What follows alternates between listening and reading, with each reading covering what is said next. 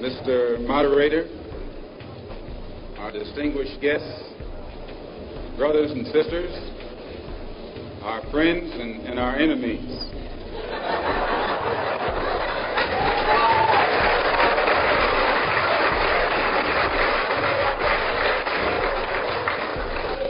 Everybody is here.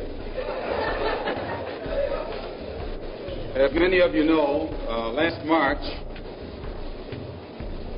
when it was announced that I was no longer in the Black Muslim movement, it was pointed out that it was my intention to work among the 22 million non-Muslim Afro-Americans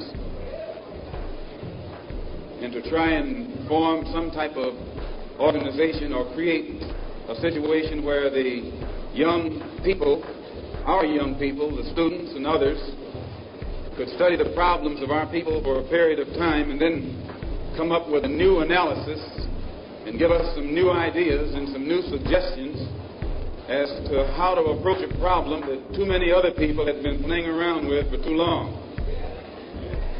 And that we would have some kind of meeting and determine at a later date whether to form a black nationalist party or a black nationalist army.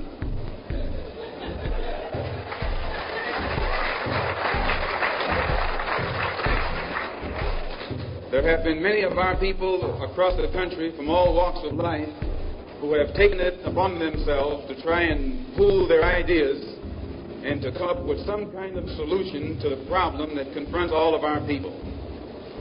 And tonight we are here to try and get an understanding of what it is they've come up with. Also, recently, when I was blessed to make a trip or a pilgrimage, a religious pilgrimage to the holy city of Mecca, where I met many people from all over the world, plus spent many weeks in Africa, trying to broaden my own scope and get more of an open mind to look at the problem as it actually is. One of the things that I realized, and I realized this even before going over there, was that our African brothers have gained their independence faster than you and I here in America have.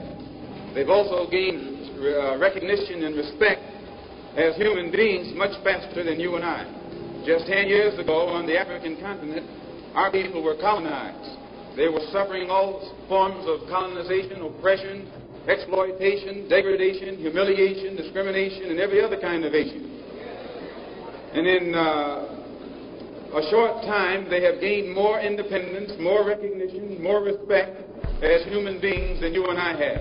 And you and I live in a country which is supposed to be the citadel of education, freedom, justice, democracy, and all of those other pretty sounding words. So it was our intention to try and find out what was our African brothers doing to get results so that you and I could study what they had done and perhaps gain from that study or benefit from their experiences. And my traveling over there was designed to help to find out how. One of the first things that the independent African nations did was to form an organization called the Organization of African Unity. The purpose of our Organization of Afro-American Unity, which has the same aim and objective, to fight whoever gets in our way.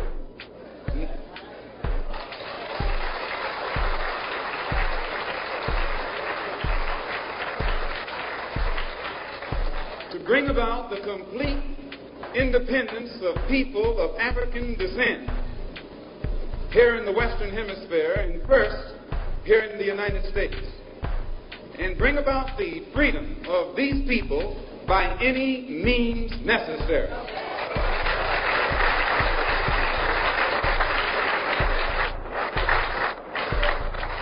That's our motto. The purpose of our organization is to start right here in Harlem, which has the largest concentration of people of African descent that exists anywhere on this earth. There are more Africans here in Harlem than exist in any city on the African continent, because that's what you and I are, Africans.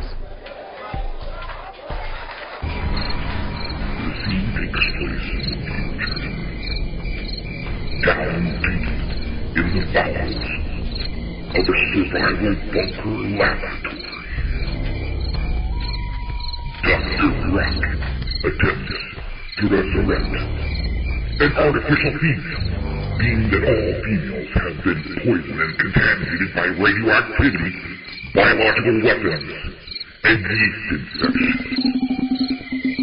Being one of the only two survivors of the post-apocalyptic nuclear nightmare, Dr. Rocket and his trustful mutoid grotesque creature walking upright on 2 feet, Benjamin P. Protopoberry, his nasty, sinister assistant. Let's go down into the laboratory and find out what's going on.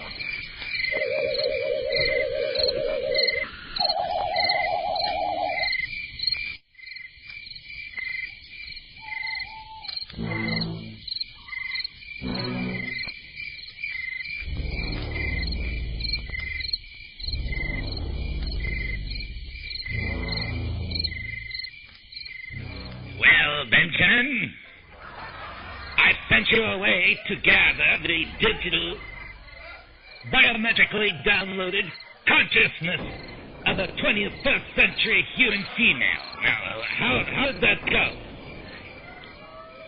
Well, actually, yes, Master, I did. I got the flash drive. It's really dusty, really creepy out there. There's a lot of radiation, and it makes my giant eyeball hurt when I go out there. Enough of that, Benjamin. Give me the tip.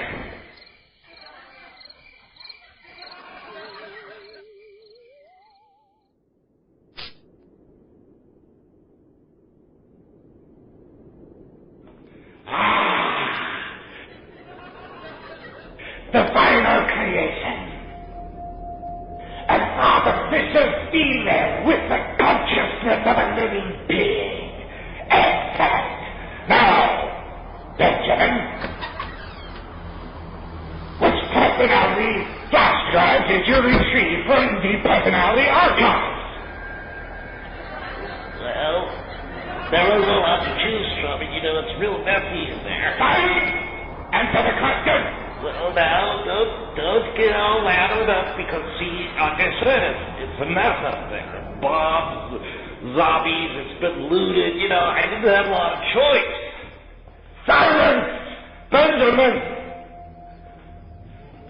For the love of God and all that's sacred, please tell me which digital consciousness you've retrieved from my beautiful vinyl artificial female robot partner replacement.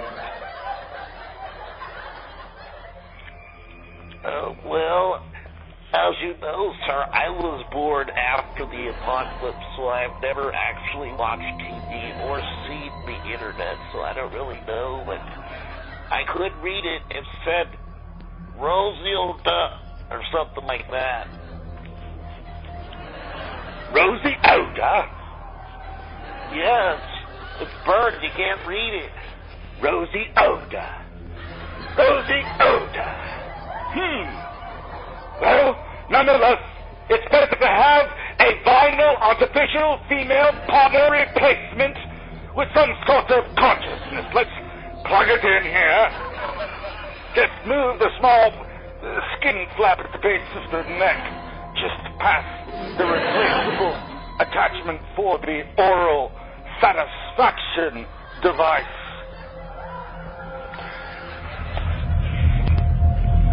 Okay, let's just get it in there. Hold on, it's not working. Pull it up. Okay, let's just reinsert this. Okay.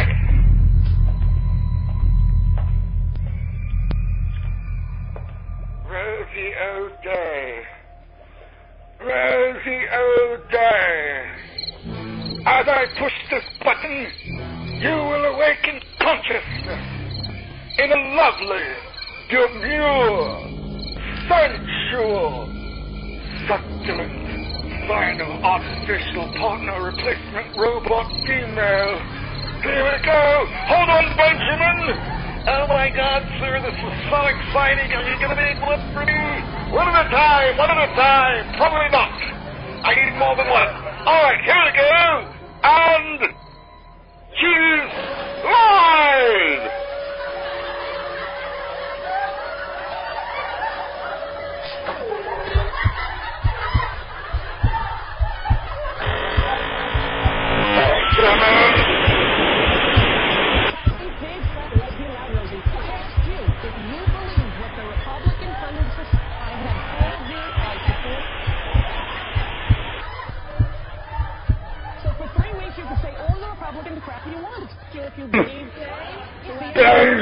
What have you done? It's not Rosie O'Day, it's Rosie O'Donnell! I'll kill you! Rosie, big, fat, lesbian, loud Rosie. I'll strangle that bloated and pus-filled adenoidal explosive necklace of radiation poisoning neck of yours! How dare you bring me some feminist lesbian troop? Don't you know she had a bad kicker and she lost her tattoo? Why, oh God, why would I want a permanent android powered by a nuclear small device to give me an eternal female partner replacement with the personality of Rosie O'Donnell?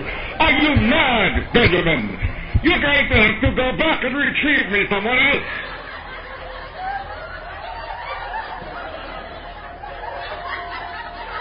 Yes, Master, I'm very sorry. Like I said, it was very dirty there. I couldn't really read a lot of the names. I think there's some other ones I could try from. There were some men there. No, it was a man. I was a woman. Okay, yes, Master. It'll just take me a minute to don my suit, and I'll get out there, and then I'll go get the flash drive for you. When I get back, I'll do the decon. I'll have another personality for you. I'm really sorry. You'll be back. Quickly, away with you.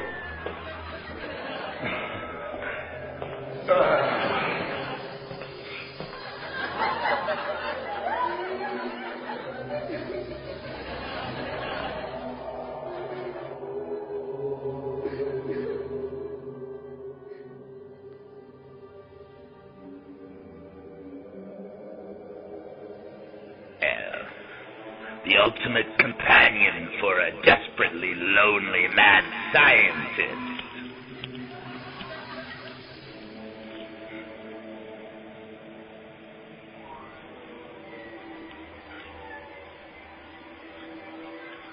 I mean, after all, scientifically, you get your cake and eat it too.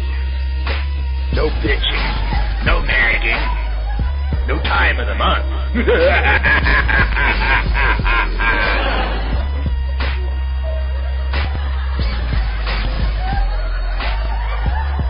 the perfect female. Always friendly. Always quiet. I like quiet.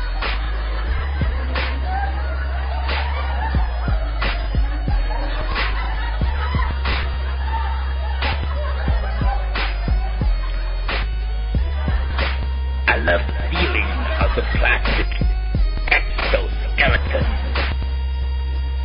Kind of strange, like a credit card all over her body.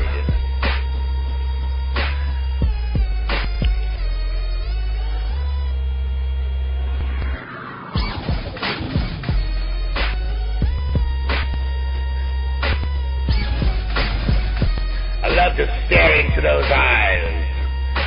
That blank, dull expression. Kind of focusing and looking right through you. She's easy to get along with. I'd have to work on the cooking part. Fortunately, she comes with a vacuum cleaner attachment. She does a great job. The floor look great. Sometimes the laboratory gets dirty.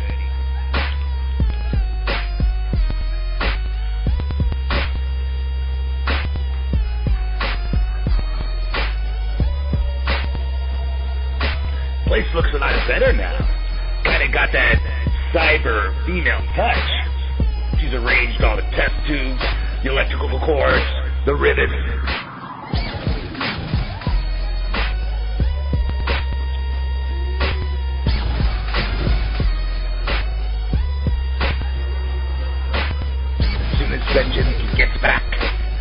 put in the correct brain. The friendly brain. The lover's brain. I can't wait.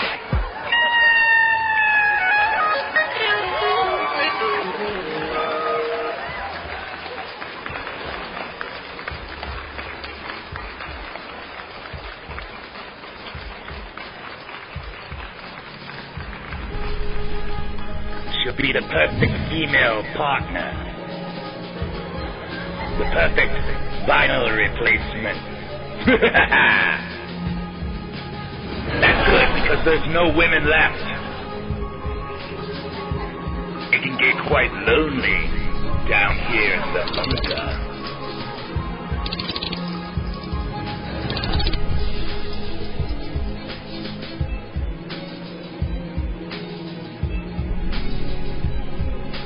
I just love the feel of silicone.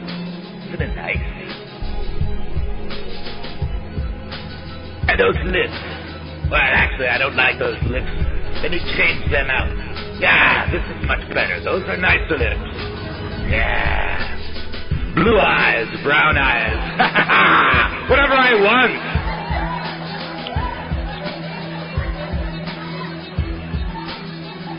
It's funny because a long time ago they considered this masturbating. Little did they know it's the basis of a wonderful relationship.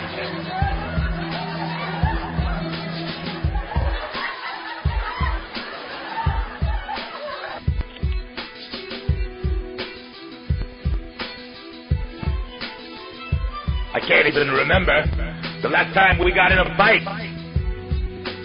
She's pretty quiet. As soon as Benjamin returns, I'll be able to put in the consciousness chip. Ah, true love. I mean, it's natural. Even that scientist gets lonely.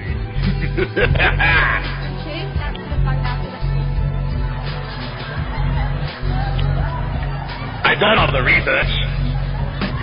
Apparently, doggy style is the best.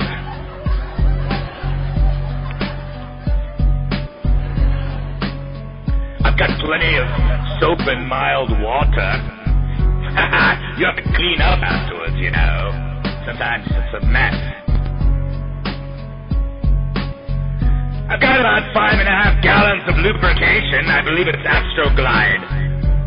That was a lucky find during my prepping years. Come on, Benson. As soon as I'm done with this android, I'll begin work on my own personal mechanical penis.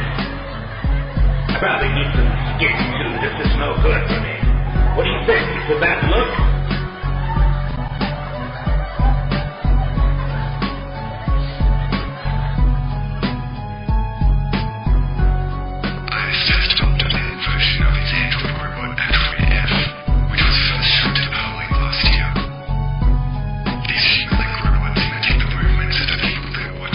Launched on Singapore this year, and, as one of the investors who wishes to remain anonymous tells us, you will be able to purchase your very own human robot online.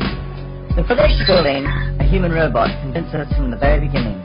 We can satisfy a massive audience of males looking for their dream woman. Think about it, there are 100 million single men in the world. This project has a great future, and we're sure it's going to break every single internet sales record. With the version for taking your hydraulic massage or cooking a delicious meal, Lisa has already sparked on publicly. It was amazing, so amazing. It required me several minutes to get to the robot. Where is the male version? As you can see, she will hit the headline. The only thing we don't know about her is whether she can ever say that she has a headache.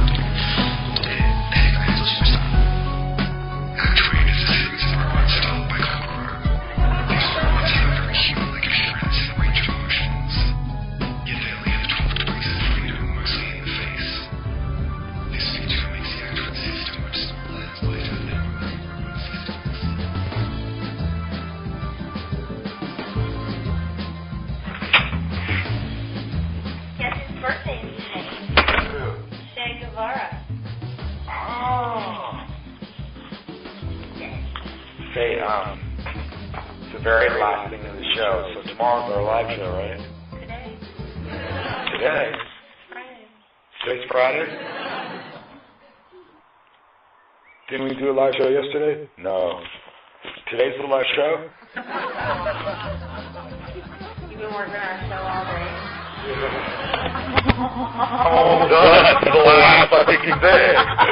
This is what I gotta put, is what you're saying right now. So today's the live show. God, did I ever fuck up. I'm absolutely no material for a show tonight. Great. Okay, I'll shift gears. Wait, I'll say whatever you want to say. Just say, you've been listening to the Rocket Radio Show. Join us every night at 8 p.m. See you tomorrow. Well, no, it's not tomorrow because it's Friday.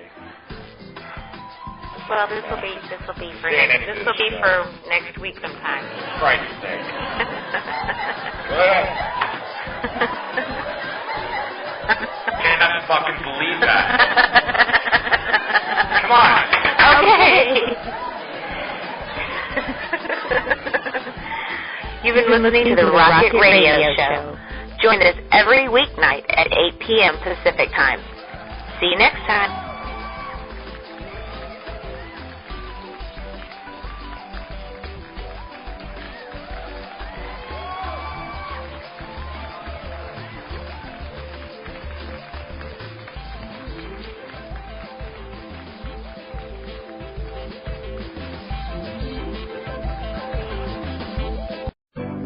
Usually ascertain that was not the fact. And the American people could have known that. Ladies and gentlemen, welcome to the Rocket Radio Show. The fact is, we have 4 dead Americans. Was it because of a protest, or was it because of guys out for a walk one night and decided they'd go kill some Americans? Every day, I'm walking for some hard bucks and staying up late. Drinking up a small bucks, I hope I get starstruck, cause luck's running thin to stardom. And every chance I get to win, it's like a loss. Easier when I grin, but I still feel Martian. An alien in a spin, smoking cartons of cigarettes. Lighting everything on fire in the past is irrelevant.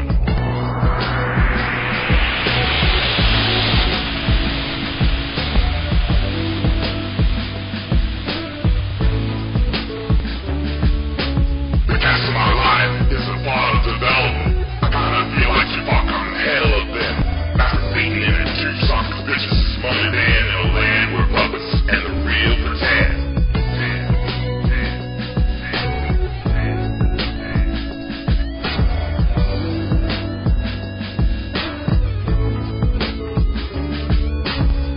Every day I'm walking for some hard bucks and staying up late.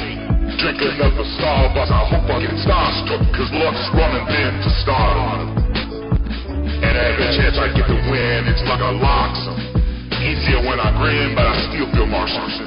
Alien in a spin, smoking cartons of cigarettes. Lighting everything on fire in the past is irrelevant.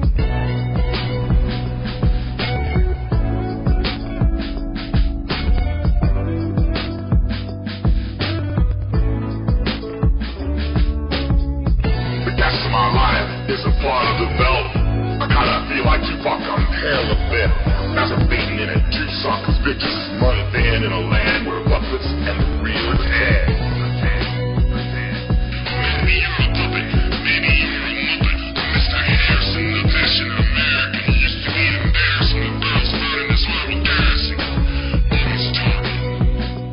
I'm all far away from the world of passion where hard times and fighting's the essence. It's ever evident our president with large-scale secrets with no evidence. I bet my 10 cents. I want to settle. Soon there'll be 10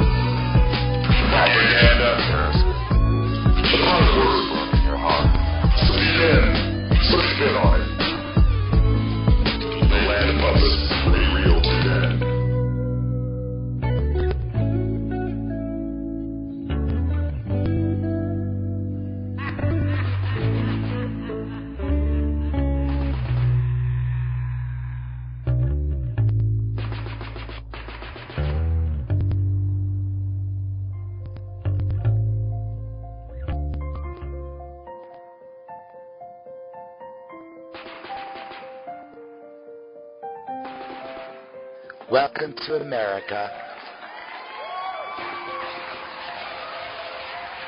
War, savagery, torture, rendition. It's very American. We'll bring our style of democracy to you. Don't worry. We won't steal all of your shit. Freedom and liberty. Of course, we'll be spying on you. American idealism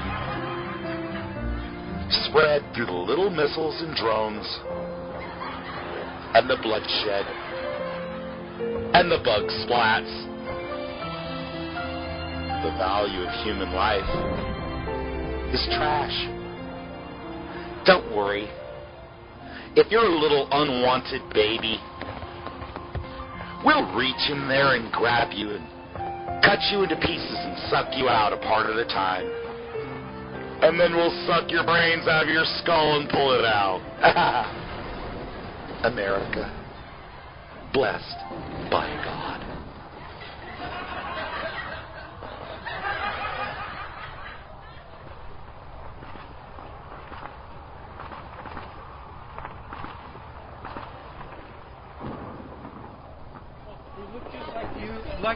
They colonize, and Indians keep slaves too. Look at your sophisticated indigenous people, Mayans, Toltecs, Incans. They all kept slaves. They all fucking tortured and sacrificed institutionally. You're no fucking morally better than I am. It's just that I'm in the dominant paradigm. If you want this country back, start a fucking war and take it back. That's not how we have to do things. Start a war. Get a gun. Shoot me first. I'm right here. Shoot me first. Instead of just being pussies and talking, do something. Whoa. No, this is what we're doing right now. That's my stuff. I am proud of you for that. But to make something happen, you need lots of people to do an action and get hurt. Like when Native Americans took over Alcatraz. Very, very brave. This is nice, but it's very small. Just realize how small. You're no point to tell us how to fucking liberate ourselves. Yeah, you're no point to tell us how to liberate ourselves. You're the one who's oppressing us. My country. Fucking move. Hey. Hey, I dropped it. No, this is an aggressive tone. Okay. I'm feeling pretty threatened right now. You're threatened, there are 5 of you. Yes. I can talk too. What's your name? Now you are touching me, so move back. Mike, can you close your Get away from my space, you prick! You're walking right up to me, tall guy. Please. Do something. Because you're a tall guy in my face. No. Whoa, you do not touch her. You do not touch her. You do not touch her. You're probably photographing. Yes, I am fucking photographing it because you're being aggressive. Instigating and escalating this heated situation. What are you going to do with it? Everyone here is emotional. I'll do whatever I want to do. Everyone. What are you doing with photographing? Hey. This is public property. What are you doing? This is my public property. You are allowed to be filmed. Get out of my face or do something, you prick. You are threatening me. Stand back. Threatening and you are assaulting people. You are threatening me. I just kind of wanted to move back a respectful distance. Here. Okay, fine. Is that better? Yeah. Hey, that phone is her property. Give me my phone. Stop. First of all, can you give her phone back, please? No, I need to see the picture. Why? You're being aggressive to us. You were not aggressive? It is a free country. He is Do allowed I have freedom to speak too? You have absolute freedom to say whatever you'd like to. And you are more than welcome to speak here in this open forum. Can I yell? Yes, you can yell. You can yell and you can swear. Hold on, stop. You can yell and... This is our space. We were doing a performance. No, I'm part of your performance. I am part of your performance. You need a protagonist. I understand that. But that's not. This is our way of doing it. And we shared it. That's not. You'd be surprised at how much I love you. I understand that. I understand. I'm sarcastic. caricature Yeah, of what but I that's am. not what it's called. I know you had a nice gig, don't you? We don't want that. This is our But now it's my place too. Okay, that's fine. You are in violation of several laws here. You assault people, you assault a person's property. Like, we can all just agree that we don't have common viewpoints on this stuff. Like, I am not here, like, telling you you're wrong or anything that you're saying is bad or your actions here. But there's no need for, like, this insane I don't care much of it. if it's really something that you feel has invaded your privacy is on the phone, I think you can address that with her. Yes, I will be more than happy to help you mediate. Alright. Yes. Would you like to go sit down and we can discuss? No, I just need my phone. You can take one back. Well, I want my pictures on. Whatever. But you said you want to look for a big strong guy who will protect What about you? Everything. You don't need a lot. My guy to protect you. Really?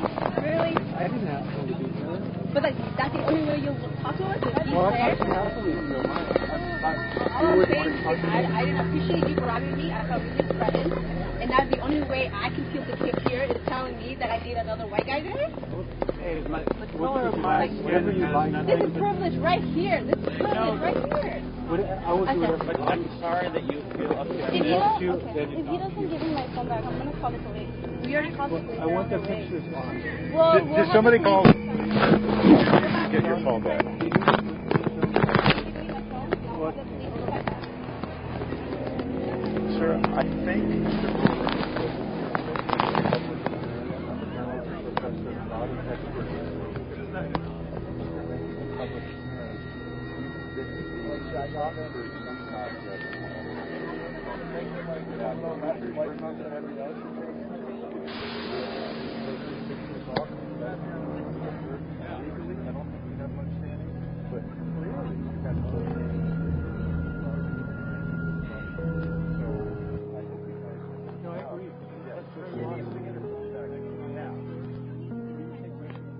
People have accused Ambassador Rice and the administration of, misleading Americans. I can say, trying to be in the middle of this and understanding what was going on, nothing could be further from the truth. My heart was so easy, so easy. Was the information developing? Was the situation fluid? Take it easy. Raise your weapon. Raise your weapon. One word, and it's over. Ripping through like a missile. Ripping through my heart. Rob me of this time. Raise your weapon. Raise your weapon. And it's over.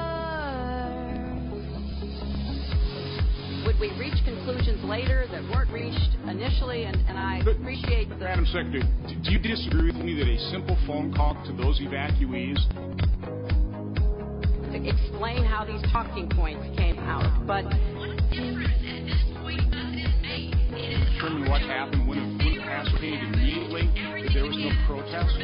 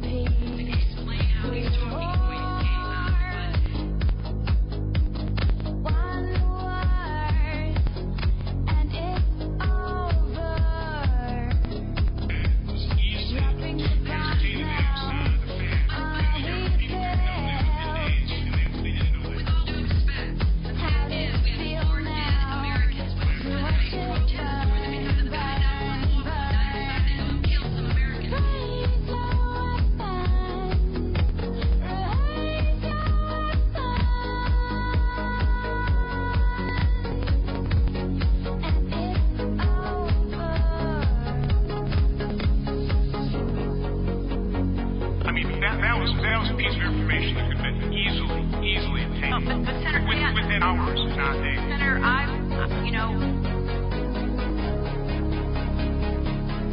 what was going on and why they were doing what they were doing. No. Again, we were misled that there was supposedly protest and something spraying out of that. It's all spraying out of that.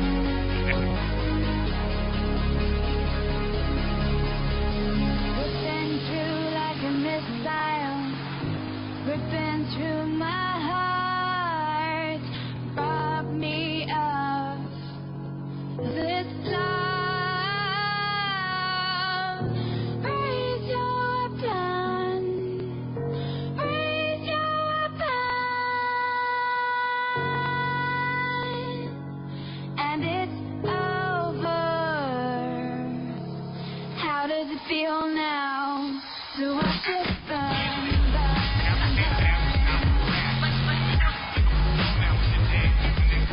With all due respect, the fact is we have 4 dead Americans. Was it because they protested or was it because of guys out for a walk? The guys decided to go kill some Americans. What's different at this point does it make? It is our job to figure out what happened and do everything we can to prevent it from ever happening again. Now, honestly,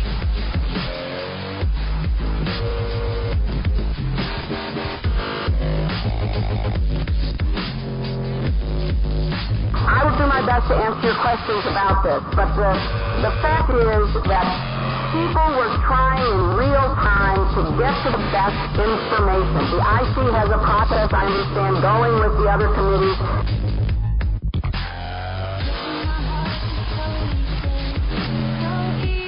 explain how these talking points came out, but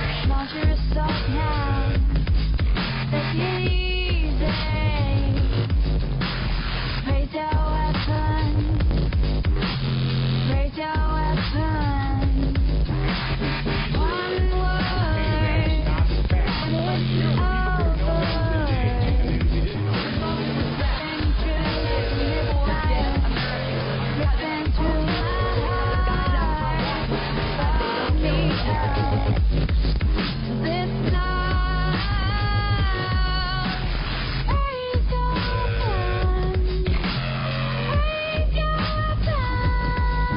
when you're in these positions, the last thing you want to do is interfere with any other process. I realize that.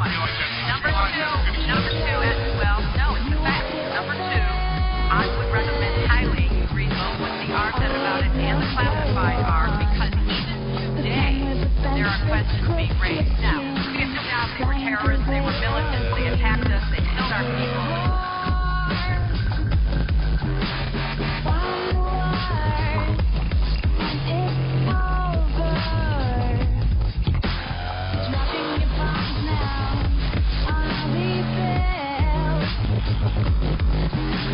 How does it feel now to watch it burn, burn, burn?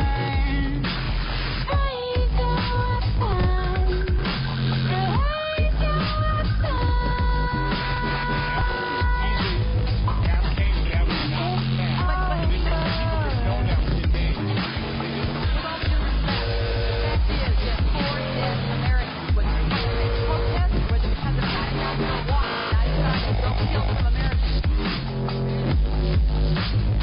What difference at this point does it make? It is our job to figure out what happened and do everything we can to prevent it from ever happening again, Senator. Now, honestly,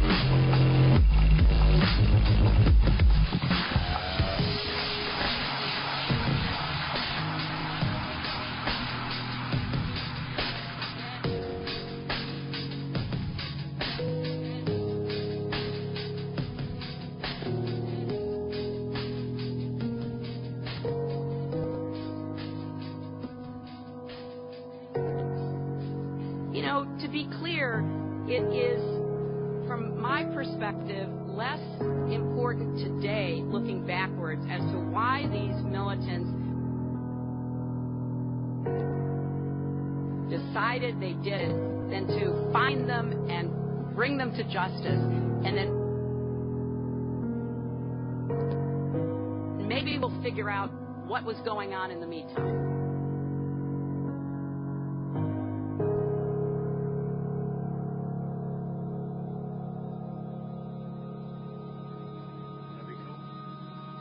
Special guest on the first On the show. first show, man. The Mr. E fucking... What the fuck ever show. Mr. E! Mr. E! Mr. E! What?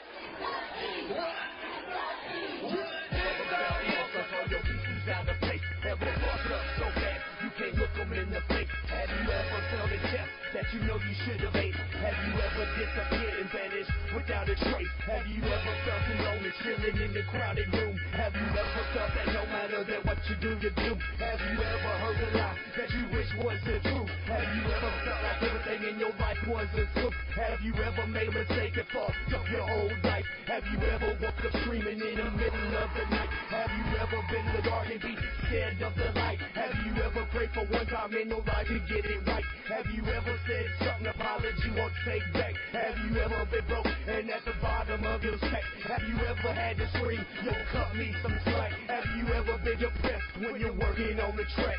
Look into the eyes of a heart that's cold.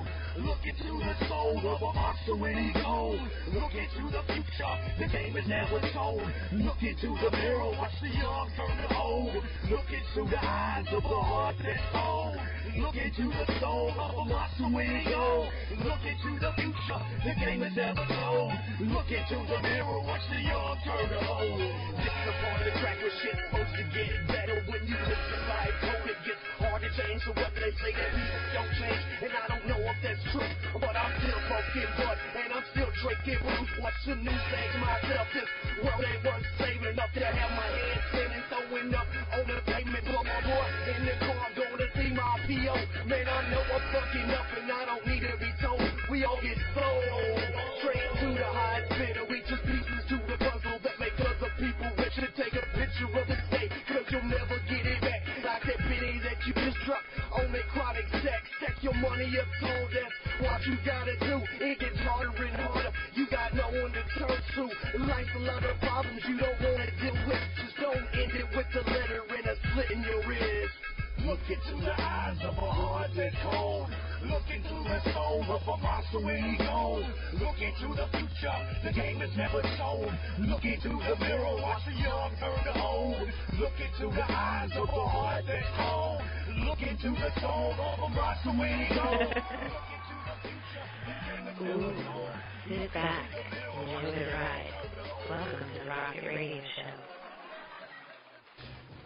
Incredibly, gun sales are surging in the wake of the massacre at Sandy Hook Elementary School. Colorado and Virginia each set one-day records for background checks over the weekend as thousands of people lined up to buy guns themselves. My next guest says there is blood on the hands, but of lawmakers who voted to ban guns from schools. Larry Pratt is the Executive Director of Gun Owners of America. He says that if more people with guns had been at Sandy Hook Elementary School, most of the victims might still be alive. Mr. Pratt, you'll be aware that your comments have ignited a lot of debate. Can you try and explain to me why you believe the answer to this is to arm teachers? Well, the alternative is what we have seen, where people were reduced to waiting to be murdered without being able to do anything effective to protect themselves or the adults to protect the children. So it seems so obvious that since we have concealed carry laws in all of our country now, people can get a concealed firearm, and yet we have laws that say that not in schools. And so in the very places that have been sought out by monsters, such as the murder of these adults and children, we're saying, no, we don't want you to be able to defend yourself. It's better that you just sit there and wait to be killed. And we find that morally incomprehensible and deeply disturbing, that the desire to defend life has been so cast aside into whatever political correctness views guns as the ultimate evil. Evil's in our hearts, not in the guns. Where would the teachers put the guns? People can carry firearms in a concealed fashion, do it all the time. The laws provide for that. Wait a minute. So in a school full of 600 children, including 5- and 6-year-olds, you would have teachers walking around armed, carrying the guns on them, where they may possibly fall and allow a 5-year-old to pick it up and possibly misfire it. Is that that's your solution? People are walking around with guns outside of schools all over our country, and we don't have those kinds of problems. You can always play the what-if game. But you have enormous problems in this country. You have over 300 million guns. You have 311 million people, many of which are children. You have more than a gun per adult in this country, and you have by far the worst rate of gun murder and gun crime of any of the civilized countries of this world. How can you possibly argue? I'm asking you this question. How can you argue that the logical... Please stop laughing. Because you're saying, what is your argument, and then you won't let me make an argument. I'm going to ask you the question, but if you could stop laughing... You've already posited the question. Let me answer your question. I haven't asked you the question. My question is this. You can stop laughing for a moment. It is this. Why do you believe, given that you have 300 million guns in circulation and the worst gun crime rate of any of the civilized countries of the world, that more guns is the answer to less gun murder? Because the problem occurs, sir, in those areas precisely where we have said no guns. The problem doesn't occur where the guns are allowed freely to be carried, to be used by people. There we have very low murder rates. We have lower murder rates in other parts of the country than even in Europe, than even where you come from. But what has created the problem in the United States is to say in cities and schools, those are areas where we're not going to allow people What is the murder rate in Great Britain for the last 3 years? You know, for guns? It's under 3 per 100,000, and in Fairfax County, where gun owners of America is located, it is actually 0.3 per 100,000, about a tenth of what it is in your vaunted English blue-collar countryside. The fact of the matter is, with guns comes safety if the guns are in the hands of the good guys. And when you say the good guys can't have guns, the bad guys have a monopoly, horrible things such as the shooting at the schools take place. The AR-15, as we've now seen in the last 3 mass shootings in America, Aurora, the shopping mall in Oregon, and now Sandy Hook School, is the preferred choice of weapons for disturbed young men who want to commit mass atrocity, fire hundreds of bullets at rapid speed in regular magazines. The President of the United States has indicated that he wants to ban assault weapons like this. What is your view? I think we need to ban gun control laws that keep people from being able to protect themselves. The problem is not going to go away if we ban this or that gun. We've tried that. That doesn't work. It doesn't even work in England. You've had mass murders there all over Europe. You've had mass murders. The solution is for people to be able to defend themselves at the scene of the crime and not wait for 20 minutes for the police to come after everybody's dead. Absolute lie. The gun murder rate in countries like Britain or Germany or Australia, the all suffered massacres many years ago, some of the major had 35 people killed. Your murder rate is lower than ours. That is true. Your violent crime rate is higher than ours, as is the violent crime rate in Australia. America is not the Wild West that you are depicting. We only have a problem in our cities and unhappily in our schools, where people like you have been able to get laws put on the books that keep people from being able to defend themselves. I honestly don't understand why you would rather have people be victims of a crime than be able to defend themselves. It's incomprehensible. They're unbelievably stupid now, it seems to me that you're morally obtuse. You seem to prefer being a victim to being able to prevail over the criminal element. And I don't know why you want to be a criminal's friend. What a ridiculous argument. You have absolutely no coherent argument whatsoever. You have no idea about the gun murder rate in America. You don't actually You're listening to the Thursday Night Rocket Radio Show production. Stay tuned after these words from our sponsor. Don't touch your mouse, don't click any buttons, don't get all weird. Go take a leak if you have to, but get your ass back for part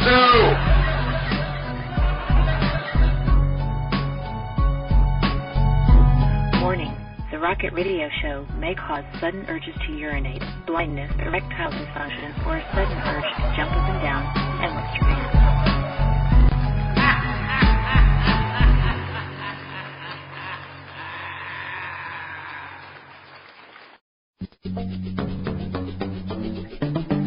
You saw? He died.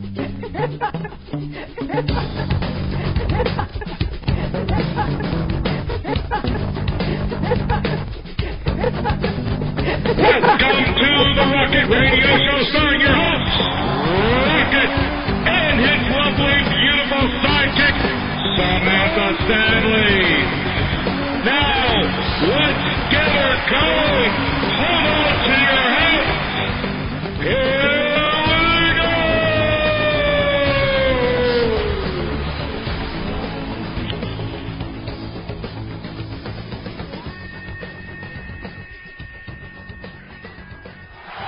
Hey everybody, welcome to the Rocket Radio Show. This is your host, Rocket.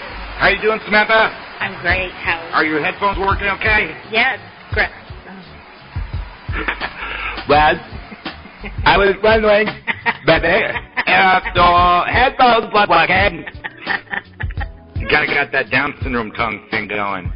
You It's okay? great to be back. I know. You know, we've been sitting here, Samantha and I, prior to our production, just wasting time, smoking and stuff, delaying, having to make the show because we're rusty. Yeah. We've been out of town.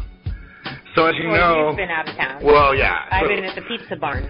Well, that's good. You know, we both got a break. So you know that I didn't have a new granddaughter or a grandkid. The little kid stayed inside while I was there. Stubborn little thing. I don't know. We just didn't want to come out. He wasn't ready. So when is the big day? I don't know, maybe in the next few days or something. It's one of those things you can't rush. We walked her around. She ate pineapple, spicy food. We did the spicy food thing. Didn't work. It just didn't pop out. So, but nonetheless, I got a nice little vacation, got a little time off, and now we're back. And so today's topic, we're going to be talking about a few things. But before we get to the main topic, which is this 50 Shades of Grey phenomenon. I like where this is going. Which is so popular, it's just swept the country. Oh, it's amazing. It's viral. I know. And you know, all of the Hall of Petraeus types have just jumped on the bandwagon. Did you see the author of that book? Yeah. Now, she isn't the toad that Holly Petraeus is, but she is kind of a dowdy housewife from England. Well, before we hop down that rabbit hole, what's in the news, Sam? Well, I found a very interesting story coming out of Mesa, Arizona. Apparently, there were these two boys that were fighting in the schoolyard, and the principal stepped in and stopped them from fighting, but as a punishment, he actually made the boys hold hands. Now, this may seem like a strange type of punishment, but there's a lot of outcry about these boys holding hands. And you know what it did? Is it reminded me of something that you've talked about before. The Frankfurt School of Social Engineering. How did you know? Yeah, well, I looked at that story about that they were 16. You know, and I don't think making 16-year-old boys hold hands is necessarily homosexual. And I read the same article. I'm not sure how they wanted to present that because it left it wide open. I read a bunch of comments, and people were saying that it was, you know, promoting homosexuality. And I think that there are a lot of cases where coaches and stuff use locker room humor, and they would make them hold hands like they're fairies, you know, and sort of tease them in front of the team so they wouldn't do it, and everybody would have a laugh and move on. But everything is so PC now. I don't know. I disagree with this. After reading that story, I had a couple of different thoughts. The first one is, who the heck is this principal, and how does he really believe that getting these boys to hold hands is going to solve the problem? I mean, the problem is that you have violence in the school, and you have two boys. Now, I'm from old school, so I still believe, hey, take them out in the back, let them rough around and beat each other up in the parking lot. You know, I mean, but in this, so you're promoting violence to solve your problems. I am from the old school where if my brother and the boy down the street got into a fight, the parents put them in the backyard and let them fight. Well, you know, you're right, but let me explain to you more the way a man would explain it. What you do is you let them fight it out under honorable situation. You go get some boxing gloves and let them beat the crap out of each other. And then let off that steam. It's part of male things that happen when you're going through puberty, and these guys are 16, right? Right. But holding hands. But it's normal. Holding hands, I don't think is going to solve that problem for them. And again, there's a lot of public outcry about how it turns them into little gay boys, and that the other, kids are going to tease them and things like that, which will only go to further the idea of bullying and things like that. And now the schools are getting involved in trying to discipline children, and I have a very strong opinion about teachers and principals that they're not the disciplinarian, they're teachers. Okay, this is that clip you brought. Yeah. This one. Roll the clip. Okay, so at Mid Valley Elementary School in Longview, Washington, they have what they call an isolation room, which is a 4x4 padded cell. I mean, look at that. Oh, that's crazy. It's like a psych room. God, it infuriates me. Basically, what they do, they say it's for their special education children, and that they use it. That's worse. They use it for periods of time when they need to control the behavior of the children who have aggressive natures. Like males. No, there are parents that give permission for this room to be used on their children and basically say that sometimes their children who may be autistic or developmentally delayed actually request to go to the room for a timeout. But again, I look at this room and I think, what the hell? I mean, these guys are basically, it's a padded cell, and it's got ventilation holes in the top, and it's got 2 little peepholes on the outside, and it's got a lock. I mean, it is like solitary confinement in some kind of prison, and you're talking about young children, elementary age school children, that they are putting in this room. I mean, of course, I think of the medical consequences. What if something bad happens to one of those children when they're in there? What if they actually have an anxiety attack or they hyperventilate? Or they drink a bottle of vodka and drown in their own vomit. I don't think they have vodka in the elementary schools. No, that's probably not. They probably won't have a lot of rock and roll stars when they're all through with this feminization process. This whole thing infuriates me. I mean, I read a lot of comments regarding this this isolation room, and I said panic room because I was thinking of 50 Shades of Grey. God, I got all excited there. You get all quivery when you mention 50 Shades of Grey. That's, by the way, that's one of the reasons we're going to feature it on this show today, because I don't know if you got a lady friend out there, if you're a lady out there, but if you read this book, boy, it gets your fire going down there below, you know what I mean? So, anyway, back to the padded crazy room. The isolation The isolation chamber. Basically, Room 101. Basically, one of the ladies said, if I used this on my child at home, they'd put me in jail because it's a form of abuse. And I tend to agree with that. I mean, I'm completely infuriated by this whole story. And as of yesterday, they've actually decided to discontinue the use of the isolation room until further investigation. Because they got busted on the internet. A certain time limit to be in there. This is an actual padded 4x4 cell with ventilation holes and a lock. I think that's completely different. Again, these teachers are just that. They're educators. They're not psychotherapists. They're not behavioral specialists. They got no business locking kids up in a padded cell. I'm sorry. And elementary students. Oh, my God. You have grandchildren, correct? I do. Okay. What if they put your granddaughter in that room? Well, if it was for her own safety and she was acting out. Baloney. I'm sorry. No, I know how you feel about your No, I'm serious. I don't know what to think about this. I always go to the highest level of suspicion. I always try to think of the angle that we're not seeing. And what I see with this is all part of the conditioning process to institutionalize everybody. I read in the newspaper the other day that colleges are going to start focusing more on job training. That's the trend, job training. There are no jobs. Well, that's the thing, though. They don't want to teach you intellect training or critical thinking or U.S. government and constitutionalism. They're not going to teach you anything about that. What they're going to do is teach you how to be a welder, how to be, a proletariat, a guy out there digging in the field. They're going to teach you how to be a locksmith. You're not going to learn how to, defend yourself. You're not going to learn how to know your rights or even have that independent will to do it, because you will have been isolation roomed out of you.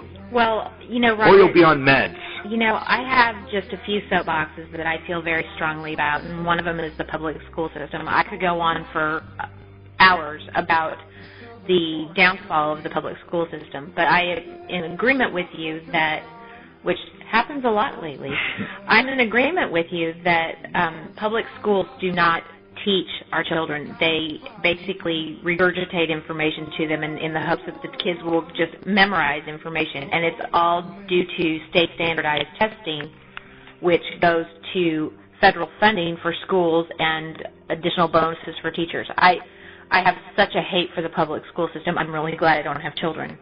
Well, I've realized that it's an indoctrination thing. This started in the 60s and I guess in like the 40s and the 50s. I know that Reagan signed some kind of deal with the Soviet Union to make our teaching on both continents very similar. It's Marxism. I don't know what to think. We've been kind of looking into fetishes lately, and I made a video where I talked about, I kind of think that someone that masturbates on a shoe is weird. You think? Well, I'm just saying, if you were with a man, and he says, oh, baby, and you're kissing and you're hot and everything, and then all of a sudden he says, well, hold on a second, and he's got to get a special shoe out of his drawer, and he says, well, just let me finish here. And you're standing there and watching the guys doing now, I don't know how the mechanics of it, but I'm just saying, you got a guy that has to have the shoe involved. He'll say, well, just hold it while I finish. I don't know. You know what I mean? He's developed, or what I need you to do is step on some goldfish, if you don't mind, so I can finish, because I know you love me and we're part of a relationship and you're trying to make me happy. Right. So what you can do is you don't even have to step on the goldfish. I'll step on them and then just look at them, stepped on them, because that's what I need to get off. Yeah, But see, everybody was bombarding me, telling me how normal it is and how biological it is. Biological? Yeah, no. They're born that way. That's the big argument, is that people are born that way. You're born gay. You're born a pedophile. You're born a criminal. You're born a squisher that likes to step on goldfish with a pipe. No, I think that the whole squisher and feet thing has a lot to do with the fact that somehow in the nerve branch and the nerve bundle, the way it's received into your brain, your stimulus areas from your genitalia are right next to your feet. That's why a foot rub feels so good. I'm not joking either. The actual area of the brain is really closely linked, and they believe that somehow there's a crossover where you start to associate with this object, and it gets sexualized or not. And, they say, well, preferences. Why do men like boobies? Why do women don't care about boobies as much? All I know is that in every culture where the women's breasts are bare all the time, they could care less about breasts. So I think that tells us right there, during the Victorian age, men were probably masturbating to ankles, right? Because that's what they could see. Well, you brought up a lot of great points, but I really want to remind your listeners that a lot of the stuff that we're talking about, there's a backstory to it, and a lot of these things were discussed in previous shows that you've made. I know, we're talking about that. And so it's really difficult for some of your newer subs to follow unless they go back. And I would encourage your viewers to do that, just because there's a lot of backstory to a lot of the stuff that we talk about. And when we mention things like the Frankfurt School of Social Engineering, we did a whole show on that. And maybe some way on God's green earth you've made it to this, because we make jokes about how the retards can only watch for 2.5 minutes before their rectum starts leaking and they need to boogie off. They can't watch. Into the isolation room. Yeah, into the isolation room where they hold hands with their arch enemy at school. You know what I mean? Now, I don't want to distract you. But what I was going to say is, the new subs, just so you know, I can't start from scratch on every show. And I try to make every show a little bit different so that it's interesting. So I need people to have a little bit of self-discipline, a little bit of old school, watch a movie kind of attitude, and watch my shows. Well, you always could benefit from going back and listening to previous shows. I would say that your shows have really transitioned over the course of the last several months. Some of your earlier shows are a lot different than the variety that you have. I know I was angry. I was more angry. I was Ragey. more, in denial. And one of the things, too, is I want to move my show from not just hardcore politics all the time. You know, I like doing fear porn. I really do. I don't know. You know, I've gotten to where I don't want to wake the sheep up. I don't think you can wake sheep up. You're either awake or not. And if you are awake, if you're not prepared, it's probably too late to prepare. I don't know. Then on the other hand, the cynical side of me says they'll just keep printing money forever. They'll figure out some other swindle and just keep this thing going, you know? Did you see the report today that the debt is now above $16 trillion? Mm-hmm. Yeah, it's going to keep going. Well, it's a done deal, and everybody that's in charge knows it. And so, like, why tax everybody more? Why not just stop all taxes? Can't we you're not collecting enough to make a difference. Don't cut back on the federal government. Spend more. Spend more. Why not? We are off the cliff. Print the money. And those Chinese bastards that pretend like they're our friends, you know, the ones that steal shit from us all the time and sell us of all of our melamine-tainted dog food crap that we buy from them. Okay, they're not our buddies. They're not our pals. So you know what? I say monetize what we owe them. So we owe you $300 million gazillion. Okay, here you go. Paid in full. Fuck off. You goddamn Chinese guys ruined our economy. No, that's cool. Sorry. Now you're getting me worked up again. I'm sorry. I remember seeing many years ago, I was in a sporting goods store, and a little boy and his dad were trying to find a mitt. This is a long time ago, too. And the little boy handed it to his dad. He goes, how about this one, Dad? And the guy looked at it real quick and goes, no, son, that's made in China. We want to find one that's made in the United States. And I had never heard anybody say something like that before. This was a few years ago. Well, you know what? There was... Wait, I was going to say, and the little boy said, well, why, Dad? Because he said, that's made in China. We don't want to buy it. He says, well, why, Dad? And he goes, because they treat their people like shit. Oh. I never forgot that. And so... Well, there was a story, you got me going in several different directions here, but there was a story on the internet a while back about a family who was trying to live completely made in the USA. And they realized that, you know, their blender was made somewhere else, and that their toaster was made somewhere else, and their coffee maker was made somewhere else. And all of a sudden they started eliminating those things that were not made in the USA. And they found how hard it was to actually find made in the USA products. And during that, they went through the children's toys. And do you know the very popular item, the American Girl doll? Yeah. Not made in America. No, it's made in like Cambodia or something. Where the average wage is like $12 a month. I wanted to ask you... We're supposed to compete with that with the union guys. You know, the union's good for the collective, but it's not usually good for the singular person. Unless you're a policeman that's been charged with, like, harassment or, you know, police abuse, and you're going through the appeals process, collecting your salary for years on end while they're waiting the outcome. So you get paid. I just read about that. That didn't sound good. Anyway, what were you saying? I wanted to ask you, you know, we talk about the debt, and we talk about the debt to China and other countries that we owe money to. Don't we just wipe that whole slate clean on December 21st? Well, that's the thing. The December 21st date is an enigma. Oh, I don't think so. I'm taking the day off. It's an enigma. Well, I was thinking about having a December 21st, you know, doomsday party. You know what I mean? That doomsday party. Yeah, just to celebrate the doomsday. You know, as everyone else runs away from the meteorite, I'm going to boogie towards it. I'm like that Woody Harrelson character. I want to see, it was Woody Harrelson, right? The one that wanted to see the meteorite crash? I don't know. I think it was. He wound up like praying on the hill to it, waiting for it to come. It sounds like that movie, the Michael Douglas movie, California Man, or something like that. Yeah.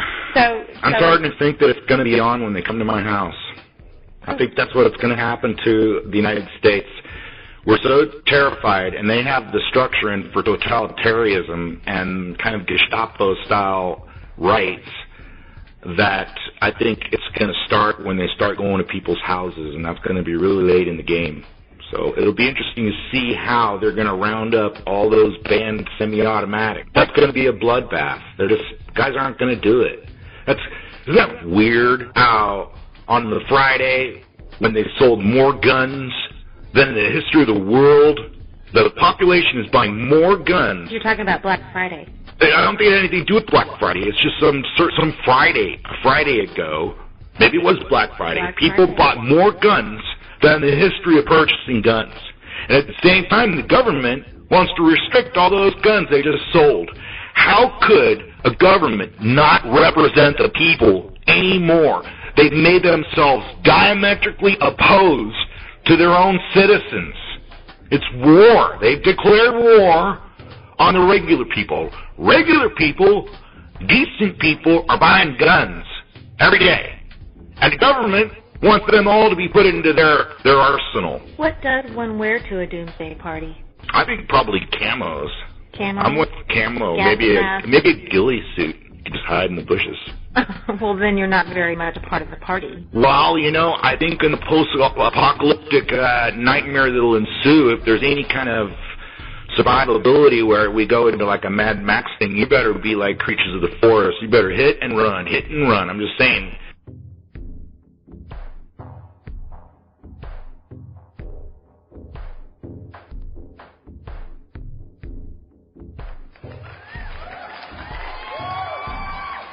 Stay tuned for segment 3 of the Rocket Radio Show broadcast. We'll be right back after these words from our sponsors.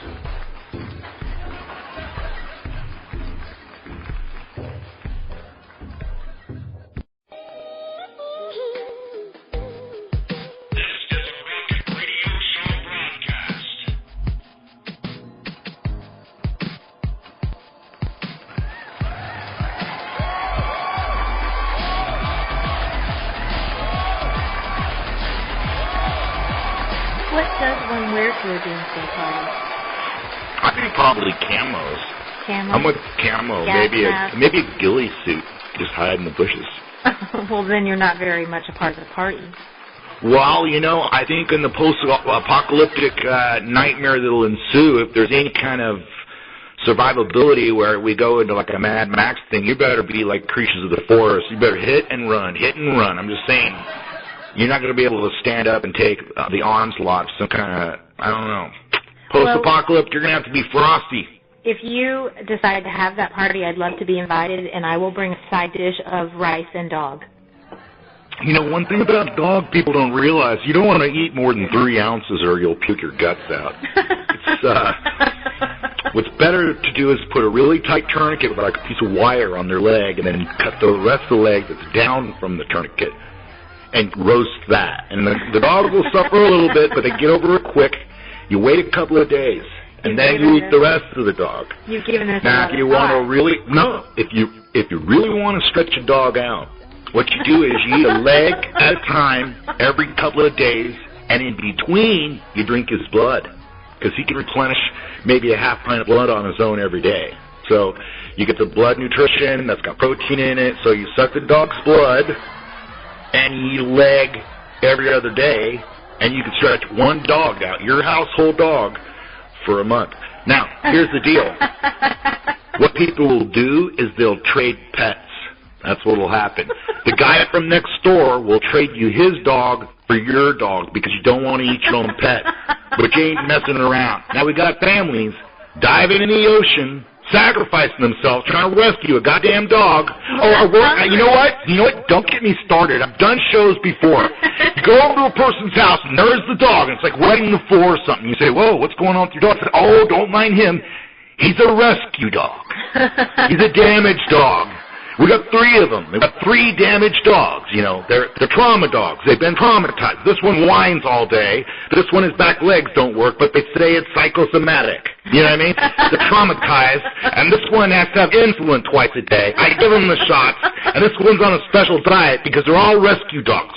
All 3 of these dogs are severely fucked up rescue dogs. Okay? That's the dogs I have. And it's like, bro, have you ever been to a dog pound? They put like 50 perfectly normal dogs to sleep every day, but you, bleeding heart liberal, chooses to go down and pick up a trauma dog. And you notice they make sure that all trauma dogs are fixed. Because you don't want him to have any trauma puppies. You know what I mean? Oh, we had to milk those by hand. Why? He's a trauma dog. He's got PSTD, right? He's got problems. He's on lithium. That's how we keep our cat normal. After he had a sex change because he had too many UTIs. It's like, bro, put that goddamn thing to sleep and go get a normal dog. Go rescue a normal dog from the long walk, right? A good normal dog. No, I want to go to a place where they've been abused. I want to pick myself up one that's actually bleeding. Can I just say... People with trauma dogs just get me worked up. Can I just say, I really miss being here in the bunker with you. I'm telling you. It's something to consider. And, when I was in Texas, I just want to say, if one damn more person brings a 2-year-old to a fancy sushi restaurant, we don't want your kids there, damn it. They can't eat anything they bring. It's bad for them. You're not supposed to let your kids eat raw fish. It's bad for them, man. They could die. The other thing you don't let your kids do is those goddamn petting zoos. You let your kids play with those goats? Would you let your kids touch a strange goat's bathing suit area? I mean, you don't know what kind of stuff he's got. What about the little baby pigs? They could have E. coli. Oh, look at the cute little pig. Snort. And you touch them, you've got a little tiny hang now, a little opening into your bloodstream. Bam! Those little hepatitis guys go straight into your bloodstream. You can catch shit from them, man. It's not safe, Samantha. When you avoid petting zoos, never underestimate the sicknesses and diseases you can catch from one of those sons of bitches. I know they're cute. You've got me a little concerned about coming to your farm. Well, my shit's cool. I touch them all the time, so, I got to feed them and clean up after them, so I already have all the antibodies. I'm sweet. They don't get no shots. All organic on my farm.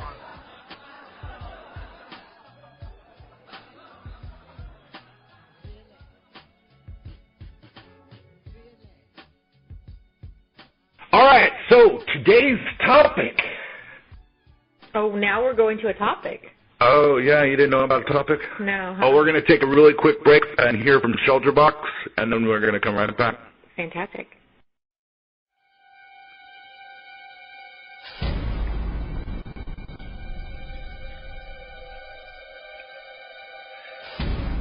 In today's turbulent world, you never know when your luck might change. One day you're living high on the hog, eating fluffy big pink cotton candy, think everything's great. There's no problems. Vote for Obama.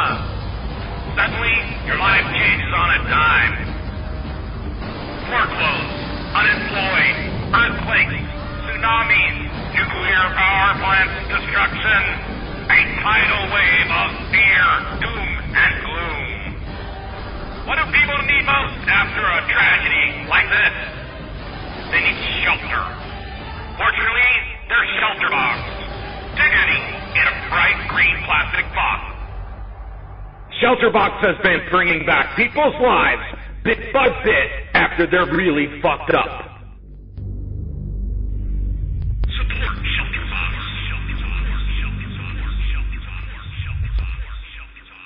The main topic of today's show is something that I think is a bit of a phenomenon, and it's that 50 Shades of Grey book. Oh, yeah. So now I understand that you've read all 3 versions on your Kindle. I have. I read the trilogy and found it to be very fascinating. Very fascinating. I would highly recommend it as a Christmas gift to your significant other. I know, because from what I understand, it makes you pretty frisky. Does it make you frisky? I plead the fifth. Okay, so now I understand that you have a dramatic reading. You're going to read from I think it's I'm going to read. I'm actually going to read from 50 Shades of Grey, which is the first book of the trilogy. Okay, so we're going to see now. Let's just see if this is a turn on. Okay, hold on a second. We're going to get you started here. What? Do not be distracted by my ankles. All right, I won't look at your ankles, and I'll try not to masturbate on your high heel shoes.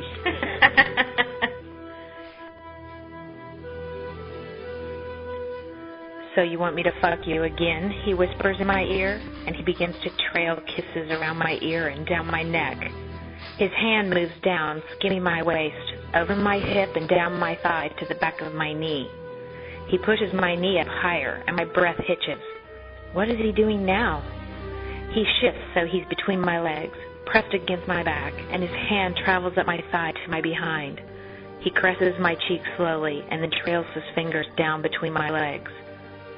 I'm going to take you from behind, Anna, he murmurs, and with his other hand he grasps my hair at the nape in a fist and pulls gently, holding me in place. I cannot move my head, and I'm pinned beneath him, helpless. You are mine, he whispers, only mine. Don't forget it. His voice is intoxicating, his words heady and seductive. I feel his growing erection against my thigh. His long fingers reach around to gently massage my clitoris, circling slowly. His breath is soft against my face, and he slowly nips me along my jaw. You smell divine. He nuzzles behind my ear, his hand rubs against me, around and around. Reflexively, my hips start to circle, mirroring his hand as excruciating pleasure spikes through my blood like adrenaline. Keep still, he orders. His voice soft but urgent, and slowly he inserts his thumb inside me, rotating it around and around, stroking the front wall of my vagina. The effect is mind-blowing, all my energy concentrating on this one small space inside my body. I moan. You like this, he asks softly. You're so wet, so quickly, so responsive. Oh, Anna, I like that. I like that a lot. I want to stiffen my legs, but I can't move. He's pinning me down, keeping up a constant, slow, tortuous rhythm. It's absolutely exquisite, and I moan again, and he moves suddenly. Open your mouth, he commands. I want to fuck your mouth, and I will. Alrighty there. So, oh my God, I can see why all these housewives are turned on by that. Well, I don't think it's just housewives. I think that people they enjoy the fantasy of the book. I don't think that dudes are going to read it. I think that chicks are going to read it and bring dudes to it. I don't expect dudes to read it. I expect dudes to benefit from it. I know that chicks, it has the same action on their libido that Spartacus does. It's very similar. Oh, well, hey, Spartacus does it. Spartacus is the shit. Yeah. On Stars.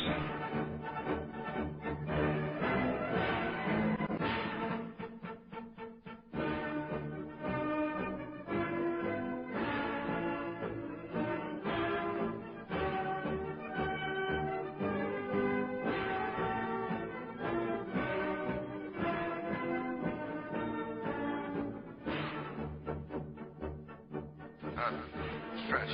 Big stretch. I'm sorry, Fred. I know you said there'll be a time for politics, but you've also said you wanted to change the tone in Washington. Howard Dean recently seemed to muse aloud whether you had advanced knowledge of 9/11. Do you agree or disagree with the RNC that this kind of rhetoric borders on political hate speech? Yeah. There's time for politics. And, it's time for politics, and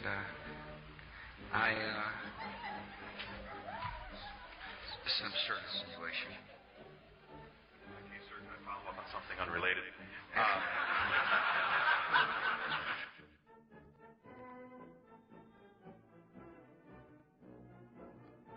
Chairman? I hope not. Say one thing. Yes, sir. In response to Mr. Labrador. Of course. That was among the worst things I think I've ever seen in Congress. You took a whole series of statements out of context, with no context. With all due respect, the worst thing I've ever seen. The gentleman's time has expired. And, the Mark Rich thing was considered in my confirmation. Talked about it then.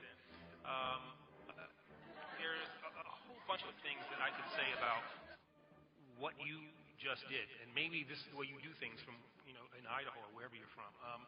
But understand something. What I've done, I'm proud of the work that I've done as Attorney General of the United States. And looked at fairly, I think that I've done, a pretty good job. Have I been perfect? No. Have I made mistakes? Yes. Do I treat the members of this committee with respect? I always hope that I do. And what you have just done is, if nothing else, disrespectful. And if you don't like me, that's one thing. But you should respect the fact that I hold an office that is deserving of respect. And,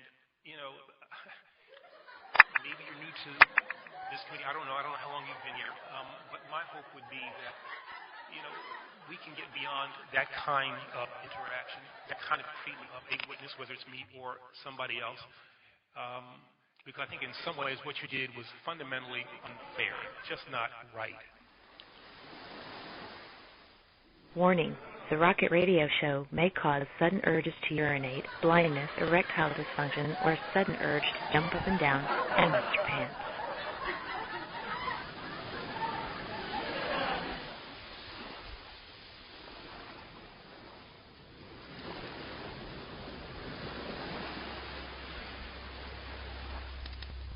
It's so nice to enjoy this beautiful sunset with you, my dear.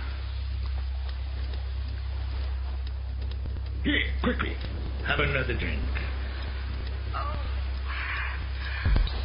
It wouldn't be paradise without you.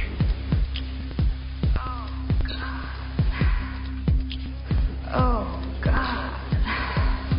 Ooh, oh, God. Oh. Oh. Oh. Oh, God. Oh, right there. Oh. Oh. Oh.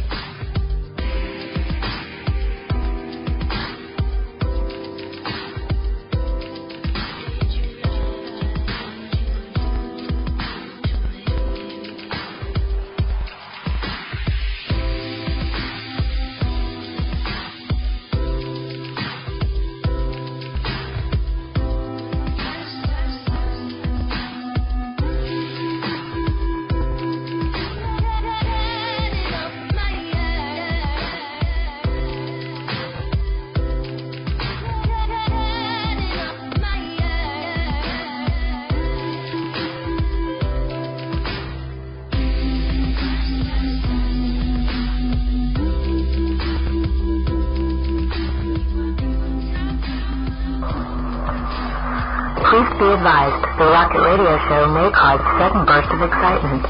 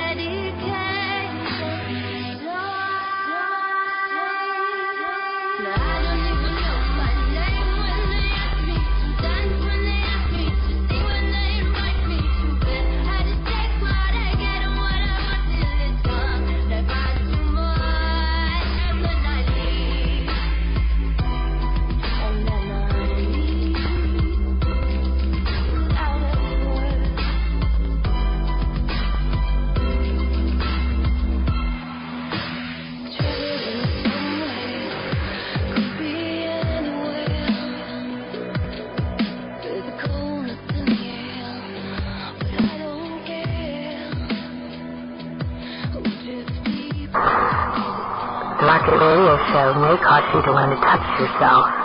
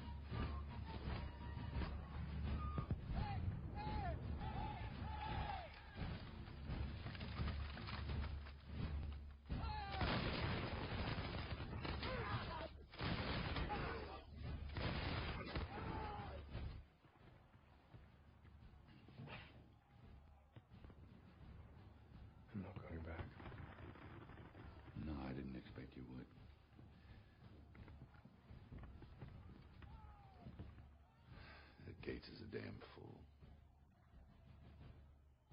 Spent too many years in the British Army. Going muzzle to muzzle with redcoats in open field. It's madness. Oh! Make ready! Present!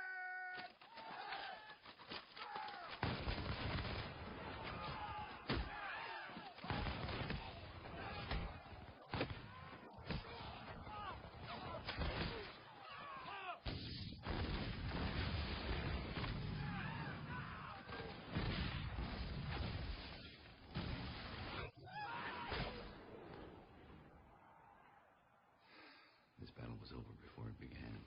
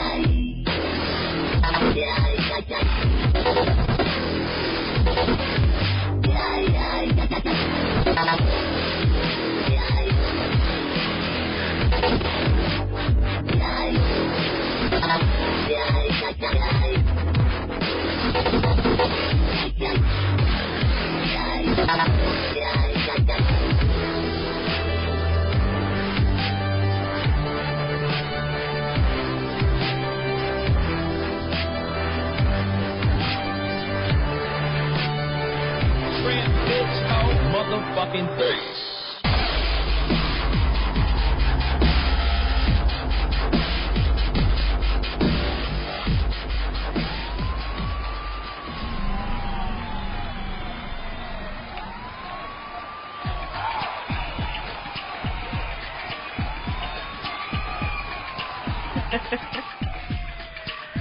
Ooh, sit back, enjoy the ride.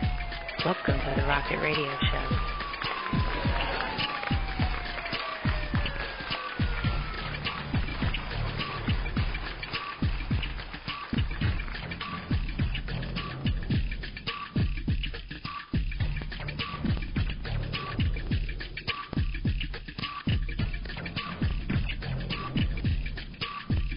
Good morning, everybody. This is Rocket Radio Show, and welcome to the Daybreak Edition. Good morning, salutations. The sun is rising, and it's a new day. Cock-a-doodle-doo. Everyone heave out. All hands heave out. Get yourself a healthy, nutritional breakfast going so that you don't slow down later on today. Try to stay away from carbs in the morning. Good morning, everybody.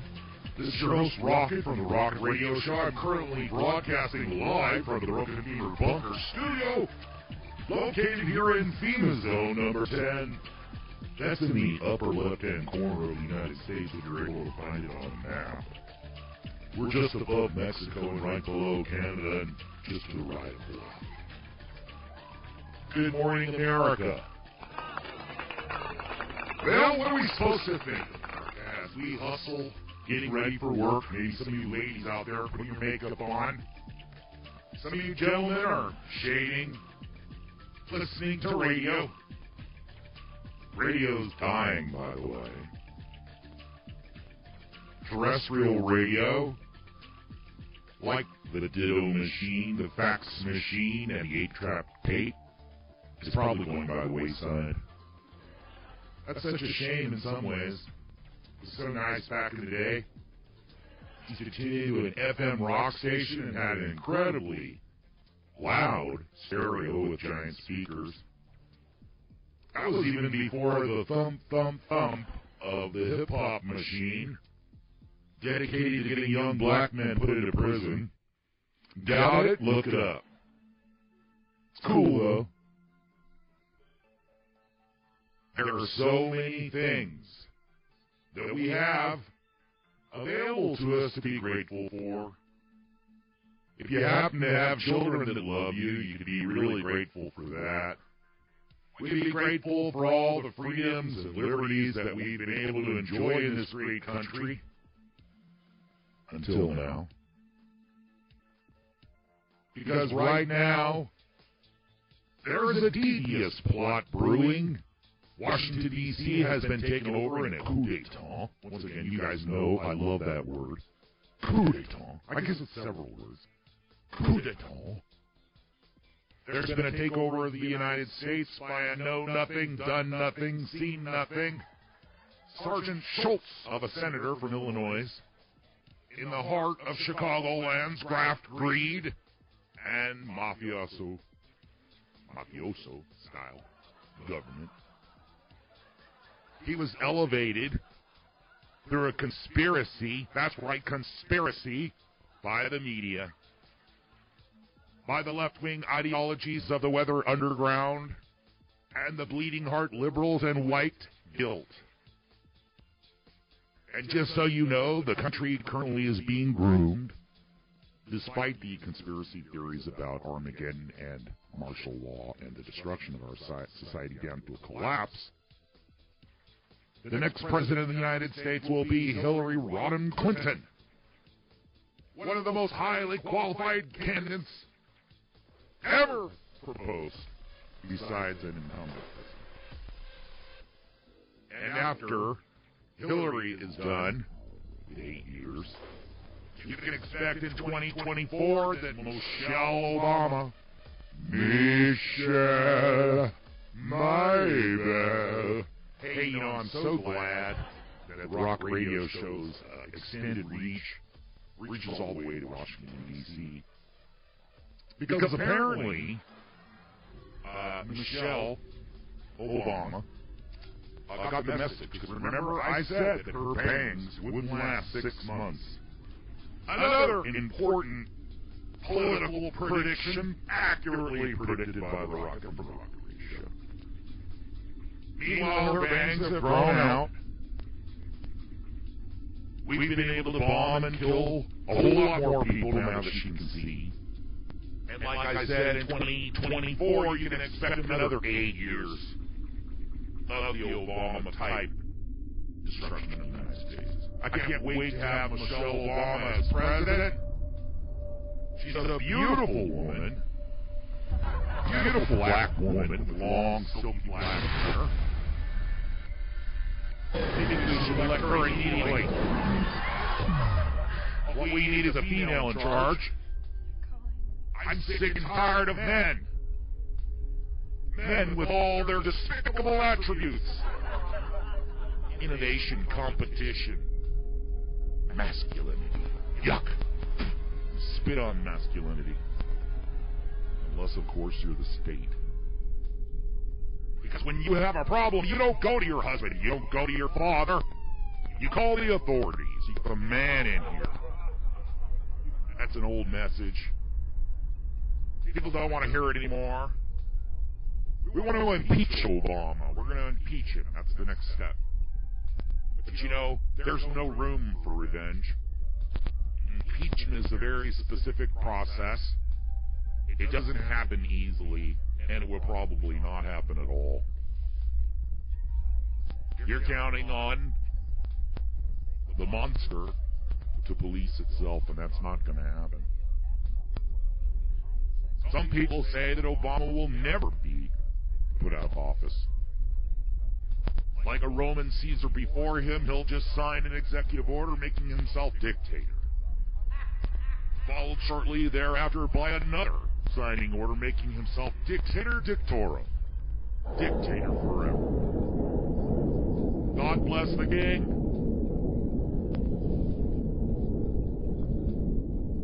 Well, I hope we're happy with our hope and change.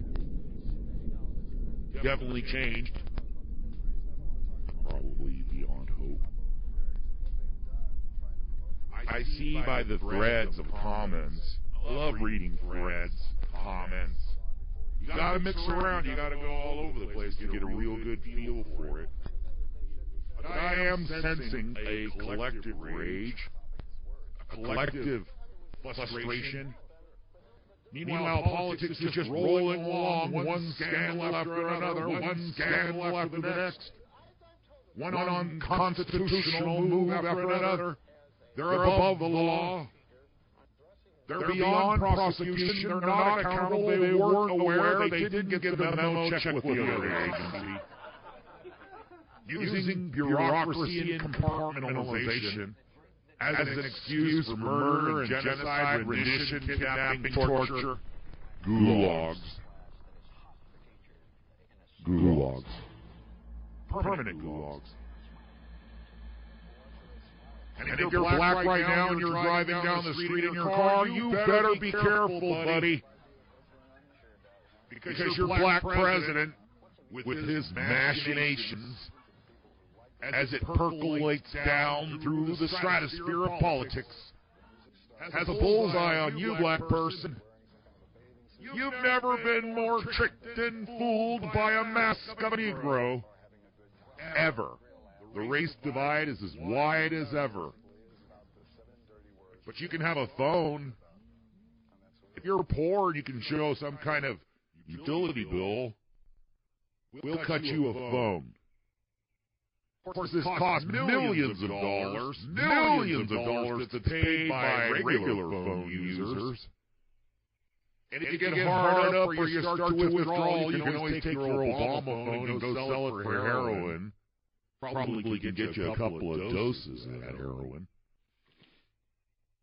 Heroin's not as difficult to produce anymore. We just brew it up right there in Afghanistan now. It's the drug of all drugs, everybody. Let me warn you, although I am receptive to an occasional marijuana puff, I'll let you know now. Americans are opposed to needles, by and large. Just part of the pussification of the United States. Most druggy guys are afraid of needles. Definitely afraid. But this new heroin that's going to be coming from Afghanistan, the stuff that's coming, is pure. Real pure. You can smoke it, you can snort it, you can swallow it, you can make a suppository out of it. You don't have to use a needle. And that opium devil will get his grip around your soul. You mark my words, people, if you think you're going to experiment with it, it's not going to happen. This shit's good. You'll be feeling so good, you'll throw your whole life away. And after many, many years of abuse, if you're able to beat it, you haven't destroyed your life, much less your teeth. You'll never stop thinking about it. Every single day that you try to stay sober off that shit, you'll be thinking about it. Some part of your brain is like an animal. That's the part that gets fed by heroin. So you're left with your thinking mind on the outside of the addiction, and pretty soon your consciousness just becomes a victim to some seething animal inside your head. You'll be crying for that numbing rush of gentle oblivion. All your problems turn off. All of your fears and anxieties, your phobias, your demoralization just shut off the instant rush, the warm glow of that opiate. Sends its little opiate receptors throughout your body, linking up with endogenous receptor sites.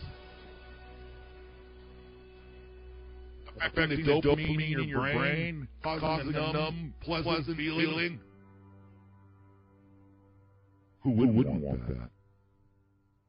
And if it only costs $5, what the hell?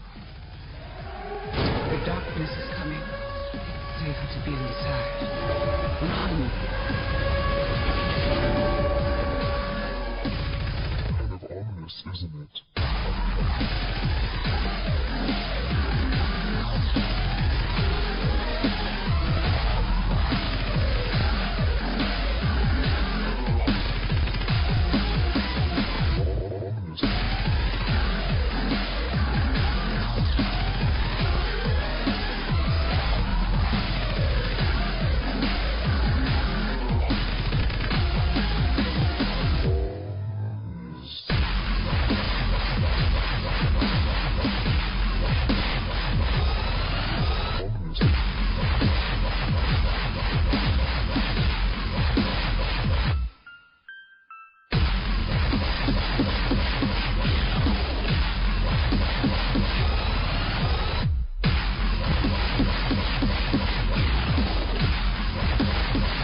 Must be terrifying.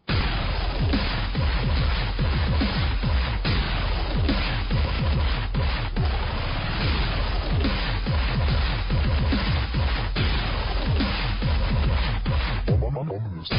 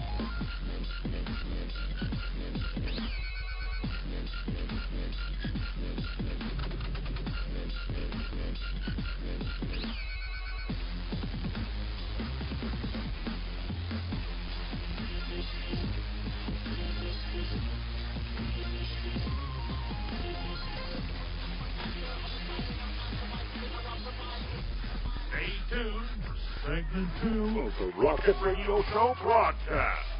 We'll be right back after these words from our sponsors. So don't go anywhere. Hang out. Right back.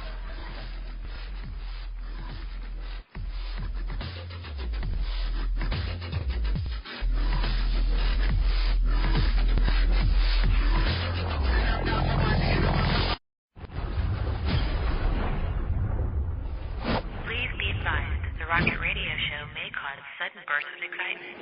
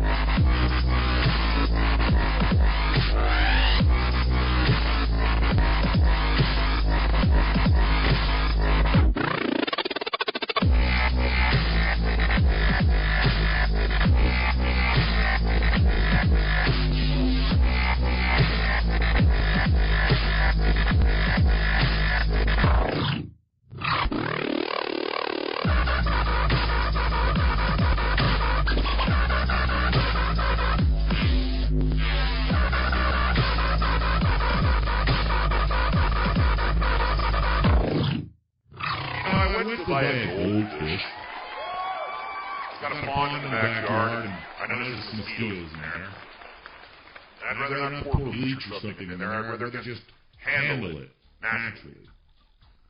I had goldfish in my pond before with no mosquitoes, so I know they were working. But unfortunately, I picked up a dozen ducks. It's amazing how fast those little goldfish were gone. Of course, the coyotes have taken their toll. Like the leftists, Marxists, pinkoid liberals waiting out in the darkness of the forest for nighttime to come. So they can come and steal away my chickens and ducks, leaving a small pile of feathers as the only evidence of their intrusion of my stable compound. But back to the goldfish, I went to buy some goldfish, they're 10 cents a piece. These small, adapted carps, bright orange in color thanks to the Japanese. But now, they're 38 cents. Yep, a little goldfish that she used to win at the carnival, 10 cents, is now 38 cents. How can America survive that kind of inflation on a hobby fish? In the supermarket, I do a lot of the shopping.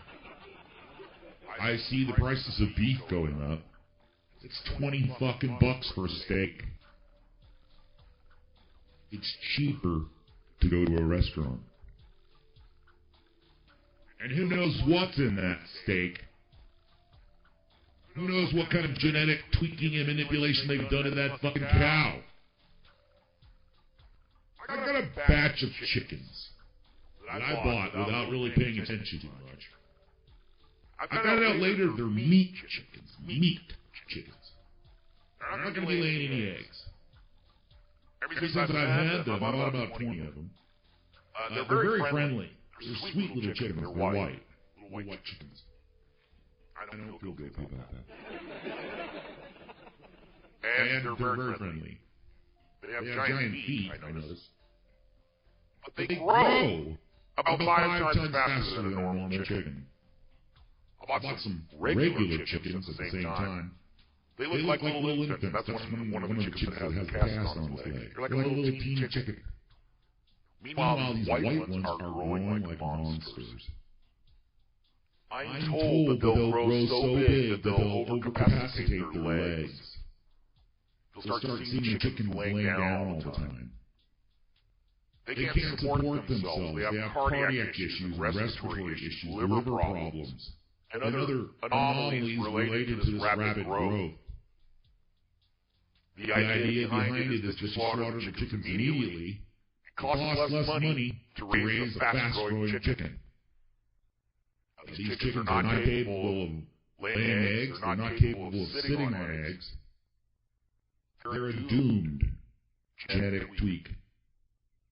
Without the godlike intervention of some chicken biologist farmer somewhere, these white chickens are doomed to oblivion. Can you imagine genetically altering a wonderful food product like chickens so that they can't even support their own weight on their eggs?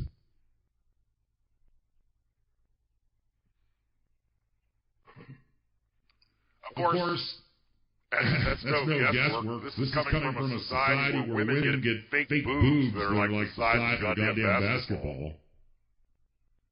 This is the society that injects poisons and toxins into their dermis so they don't get wrinkles.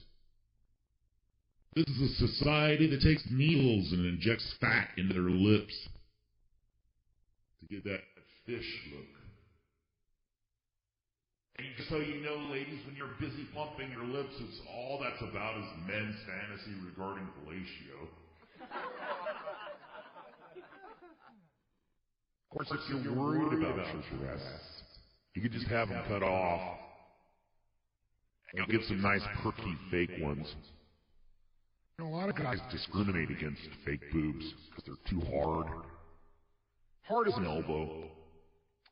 My personal experience with it, I'm kind of 50-50. I can go either way. You're not touching them most of the time. You're just looking at them. Goddamn, sometimes they can be beautiful to look at. But then I'm a man.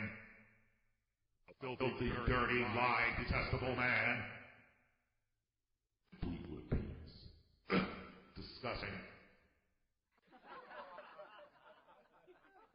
How come women don't get paid as much as men in the job workforce? I know why.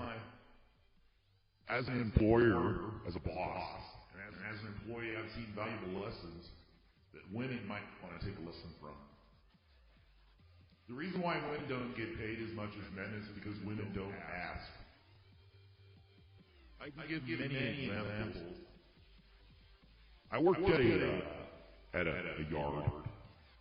And when the workers would do well, if the boss walked out there and told the male workers, "Hey, good job, buddy," within a couple hours they were coming in one at a time saying, "I noticed that you said we're doing a good job. I was just wondering if I could get a raise." And it's funny, on some jobs where I've been an employee, if I kept asking for a raise every time I turned around, what do you know? I was getting a raise every time I turned around. Meanwhile, the female employees are more subservient. They don't say shit. I've seen high-powered females with wonderful resumes, full of credentials and working experience, and absolutely wonderful applicant candidates. And when the company makes their offer, including a moving allotment, so you move your family and stuff, for a female, they just accept it. Man will get a counter. So later on, and that man doesn't counter offer, and they accept and they a little more. That female is a bitch. She's not getting paid as much. I tell you, man, I'm telling you, over and over. I've met women that are working their job. They've been there 7 years without a raise. No man would put up with that. If I don't get a raise every year, I thought I was doing a good job. With inflation, you're losing money every year. If they don't give you a raise to match the inflation, you're losing money. How many people will stay at a job where the boss comes out and lets you know you're now receiving less money? So it's cool. What do you care about the Federal Reserve? What does the average guy working his ass off, going to work every day, trying to make ends meet, feed his family together, what does he care about a bunch of Jew bankers? Let's just call it what it is, people. They're not Australians. They're from that little Arabic country that's not Arab. How does that affect you? Well, I can tell you, 38 cents for a goldfish instead of 10 cents.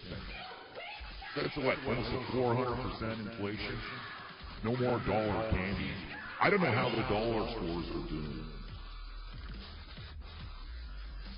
But you can thank the Federal Reserve for making your money stretch shorter. So, it's a tax. How much longer can America survive the onslaught of liberalism?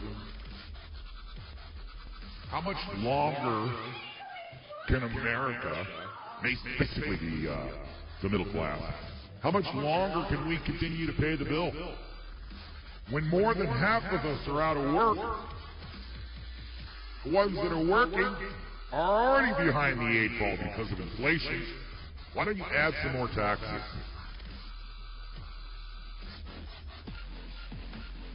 It's just extortion. Rather than beating you with a whip and having you construct some strange monolithic stone pyramid, what we'd rather do is get your money out of you. You just go to work and watch a baseball game and keep your mouth shut. Here's some beer. Here's an empty airhead chick with big tits. Stay asleep. Stay relaxed. Don't you dare go out into the streets with your pitchforks demanding a revolution. They got it locked up. You notice if we had a revolution, who would you put in charge? And GOP, you Republican bastards, you're never going to win back power. You're angry white guys. You're not going to win the election. You're not going to win the election. You're not going to win the election. You're wasting everybody's time and money in putting those candidates up, and you guys already know they won't win. And the media, just so you know, when the next reign of terror happens, and everybody and their brother that's been involved in this giant conspiracy are on their ways to the gallows or the guillotine, the mass media will also be guilty. They'll also be sitting in those dockets. Once again, who controls our media? It's not the Dutch. Who controls the media? Controls America. After all, we've got to decide who the next judge will be for American Idol. Simon Cowell, where are you, buddy? We need you. Why don't you come here and criticize the United States some more? In the meantime, we're going to need all good citizens to register their weapons and put down their address. We're going to need to know where to go. Come pick those up later. Right now, the armed American citizen is the last barrier to the New World Order. Of course, the New World Order is just a conspiracy for crazy people. It's a crazy conspiracy that the IRS would be targeting people. That's crazy. Crazy conspiracy that they would be targeting certain reporters that are critical of this administration. That's crazy.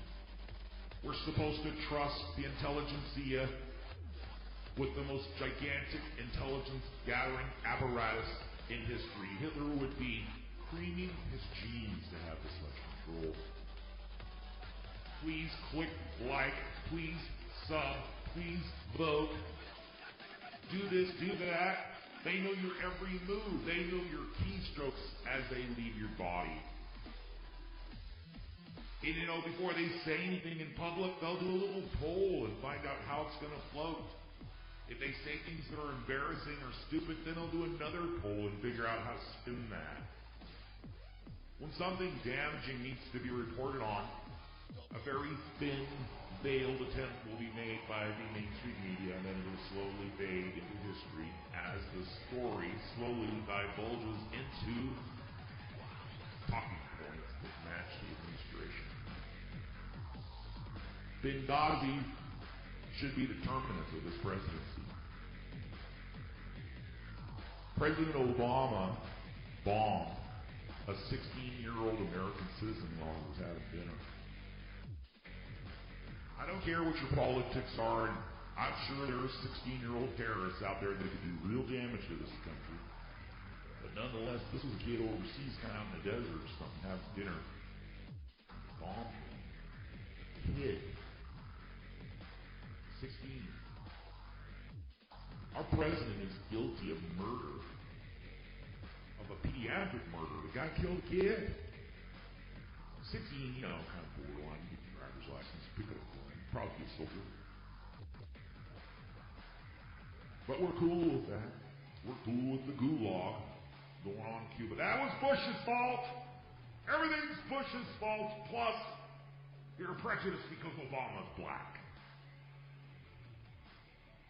I don't care if he's black. You black people out there, you shouldn't care either. He's only half black, and he's only black when it serves him. But he eases our white guilt. Not a good time to be a white male in this country. I should correct that. Not a good time to be a white heterosexual male conservative in this country. You're the bad guy. You're no longer the staunch, reliable, responsible, tax-paying citizen that built this country. Now, you're a warmonger. You're a race baiter and a prejudice and a misogynist and a misandrist. You got all kinds of problems, white guys. And not only that, you got sour cream. You guys are all mad. These white guys are just mad. Reverse discrimination really pisses off a white guy. Not used to being on the receiving end. But hey, what was good for the goose is good for the gander. I say we take white people and we chain them up. Put some chains around them. The American Republic has de-evolved. Nobody's a gentleman anymore. You can't talk without yelling. Everyone's a troll. If you go against the company grain, you're a conspiracy theorist. If you try to criticize the president, you're a racist. The GOP are pissing in their pants because they can't criticize this president or they'll be perceived as a racist. I got news for you, GOP. You're on your way as the dodo bird. Don't worry about it. Let's not worry about our country anymore. Maybe we should just start living our lives moment to moment, trying to grasp some sort of titillation or pleasure. Take solace in your children and your family. Take the solace of knowing that you were able to carve out an existence regardless of all these things. Hey, maybe you're making money. Maybe you're high on the hog right now. You're in the stock market. It's cool. But for the rest of us,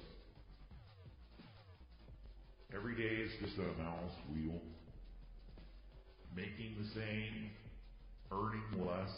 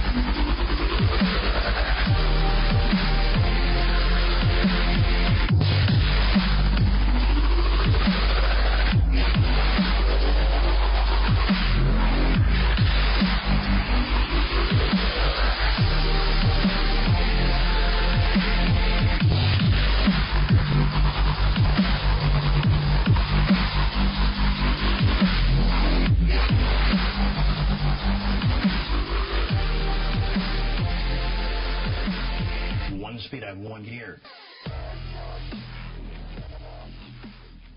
If you've enjoyed listening to the Rocket Radio Show, please show your support by visiting rocketradioshow.com.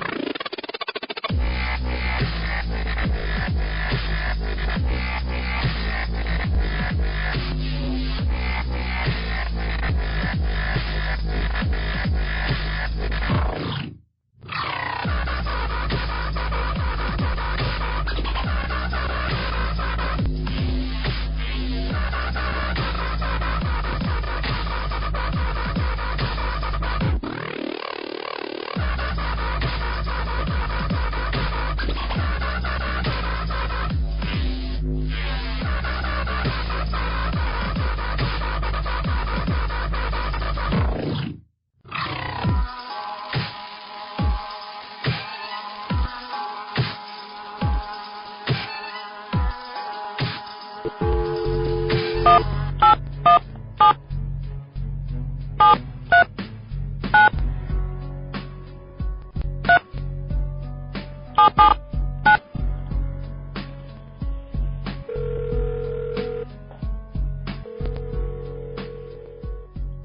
personal shit going on right now that's sort of kind of disturbing.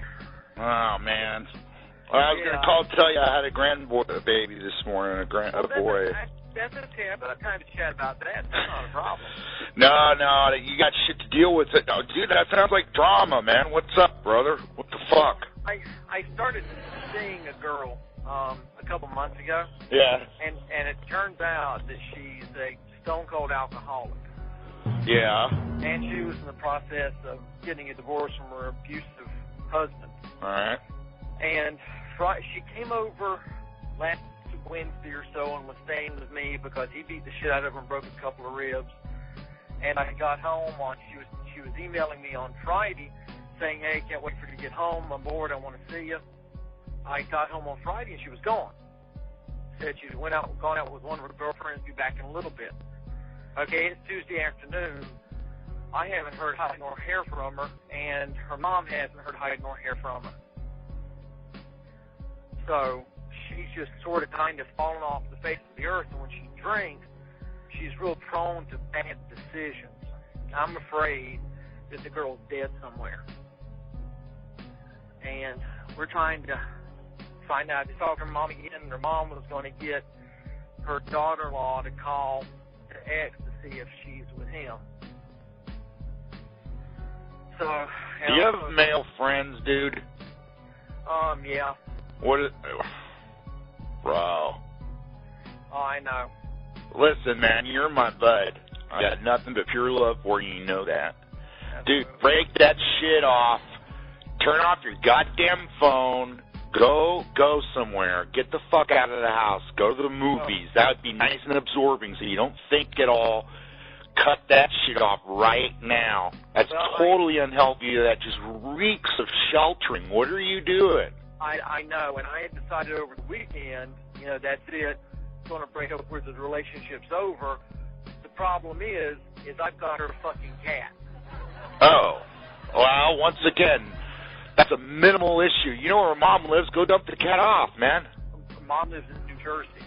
Well, the big boy thing to do, the sober, non-involved, non-enabling activity to do is take that cat to a shelter somewhere and find out how much it costs for like a week and be a good guy and pay for it for a week and go, here you go. And then that's it. Unless your toothbrush is there, put it in a bag, put it on the front porch, don't answer the door. In fact, leave town.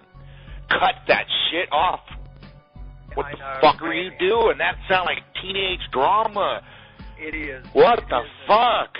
Well, part of it was me wanting to try to give her someplace safe to get away from her hard life and I know. Doing that's horrible. That sounds horrible. It sounds sheltering. Like I'm not criticizing you. I'm not. I'm sit-repping you. You're right. You're absolutely right, and that's what it was. Part of it was I came from an abusive alcoholic family. Me too. And so I've seen it and I've done it, and my mom died last year, before last, from drug abuse and all this other bullshit. So part of it is, I guess, a little bit of guilt. Part of it's me trying to make up for not being a good person through different phases of my life. Oh, God. Bro, that's horse shit. Well, I know. Come on, buddy. Come on. I don't know what place you were coming from on that, but you just gave it away real good, man. My mom died from cancer, right? So I remember my mom dying. I'm an adult. It really hurt and stuff. Well, if your mom died from a drug deal or something like that, drug overdose or whatever, some kind of addiction-related gig, you need to get help, bro. Well, for me, and you're latching yourself on. You're going to wind up in jail. Trying to think of the worst thing. You are going to wind up out of your own house in jail, absolutely fucked. You're going to lose your job. What the fuck are you doing, brother? That's a good question, and I had that same realization over the weekend. The only thing I'm trying to do is try and button it up and move on. Well, you got to cut wood. You got to completely cut wood. I don't know if it's possible. I don't think you can do it. You don't sound like you. I wish I was your older brother and I was in town. You got to cut wood completely. That's it. And the cat thing, bro, I'm not going to farm. I'll shoot him in the head if I have to, because that's just animals. I need the cat. All right, cool. Right. Go find a fucking very nice place for the cat to stay. Not a family, but a gig, like real local. It's a little shelter. If they don't get the money in 30 days or whatever, then the fucking cat goes to the pound. Okay, where's my cat? Here's the card. He's all put up. You just go pick him up. I paid for it for a week. Here you go. We're done. Done. No talking, no crying, no sex. You are not allowed to have sex with that woman anymore. Oh, that's done. You're absolutely done. The only other thing I was thinking about is getting a cat carrier, putting a little guy in there, going over there late at night, and putting him on the doorstep of where she used to live, and leave. No, look, I'm not involved, but I'm telling you right now, the honorable thing to do is put it in a nice cat place immediately. Just go do it. Go get it done. Call, get off the phone with me, look it up on the net, find a cat shelter. It's late there. You have to do it tomorrow. Find a cat shelter where they babysit cats. It's probably like $150 for 2 weeks. And go pay the $150 and put the cat in the shelter and get their business card. And then if you want, this is what you should do. Go over to Mom's house and say, hey, here's where that cat is. Listen, I don't want her to call me. I don't want you to call me. I wish you guys the best of luck. Take care and walk the fuck out. Get in your car. Go home. Lock your door. Go out to the movies. Go see a movie almost every day so that you spend 2 hours not enumerating on this shit. Renumerating. Right, but see, that's not the worst thing that's bothering me. What's bothering you? On top of, I am an animal owner and an animal lover, okay? And I've got a couple of cats that I rescued when we were in New York about 9 years ago, almost 10 years ago.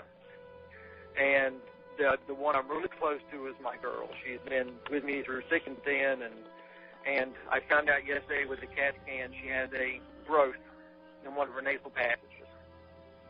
So I'm wrestling with this a lot more than I'm wrestling with this female situation, believe you me. Just take the goddamn cat down to the vet and have it put to sleep. Just go in there. My cat has a tumor. He needs to be put to sleep. How much is it? $75. Here's the money. Thank you very much. Don't stay and hold its hand. None of that shit. This cat issue is part of the problem. Well, I just can't do that. Yes, you can. Yes, you can. I'm a caretaker. I'm a caregiver. But see, that's the thing, brother. You're not. Look, I've been a nurse before. I'm telling you, you've broken your Hippocratic oath because you've gotten yourself involved. You're not being a good caretaker. A good caretaker, when their horse's leg is fucked up, they take him out and shoot him. It's hard. It's sad. Nobody wants to do it. They put it off to the last second that day, but you go out and do it because it's the right thing to do. Cat, tumor. You want to let them suffer? That's not being a good caregiver. You're emotionally involved. It's a cat. You should put him out of his suffering because you need more room, and you can't get anything new in your life till you let go of something old, bro. Well, and that's good advice, and that's sort of kind of what I'm wrestling with and struggling with at this point. And it takes time. Well, I'm just telling you now, I'm not going to cut you any slack. If I'm wrong, you let me know. And if I tell you something that I'm fucking up on, you let me know. But I'm not cutting you any slack. You're a grown man. You're very intelligent. But you are fucking up in some areas, man. You need to get your shit together. What are you doing being attracted to an alcoholic for, brother? What the fuck's that about? When we first met, when we first became attracted to one another, she was at work. It wasn't drinking. Yeah. I never saw her. If I just bumped into her somewhere and she was shit-faced like that, it wouldn't happen. Well, yeah. Yeah, people turn into somebody else when they're plastered. Right. And that's the thing, because she worked at the clinic where I took my animals, and she was always sober, always straight up, feet on the ground, well-grounded girl. And first time away from work that we were together, just completely wasted. And I figured, okay, it's a one-time thing.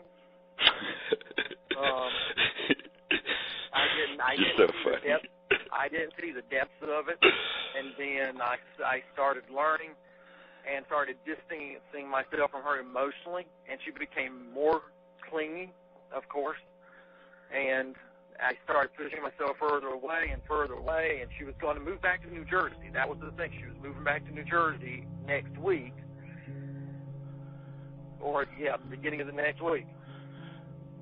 So it was going to rectify itself, and you're still way hyper involved, way over involved. Oh, I am. I'm not as involved as I was 2 weeks ago nor last week. Well, you can tell by what you just told me. You're going to have to cut wood. It can't be. You got to use the scalpel. It's got to be done. You like tie up all the loose ends. Done. And that's what I'm working through this week. Trust me, I am. I understand, and what you're saying is absolutely correct, and believe you me. And this is not something that I had been running through my own mind. I wasn't thinking about it as strongly as you said. And thanks for stating it the way that you did. But it's all stuff that I've been processing. Well, to take it to the next level, to worry about you and not other people's drama, which you're 100% hyper involved. That's obvious. Yeah. But to take it to the next level, to care about you and you personally, and give you something maybe to ruminate about, bro. You subconsciously knew that chick was a train wreck, and that you're attracted to that.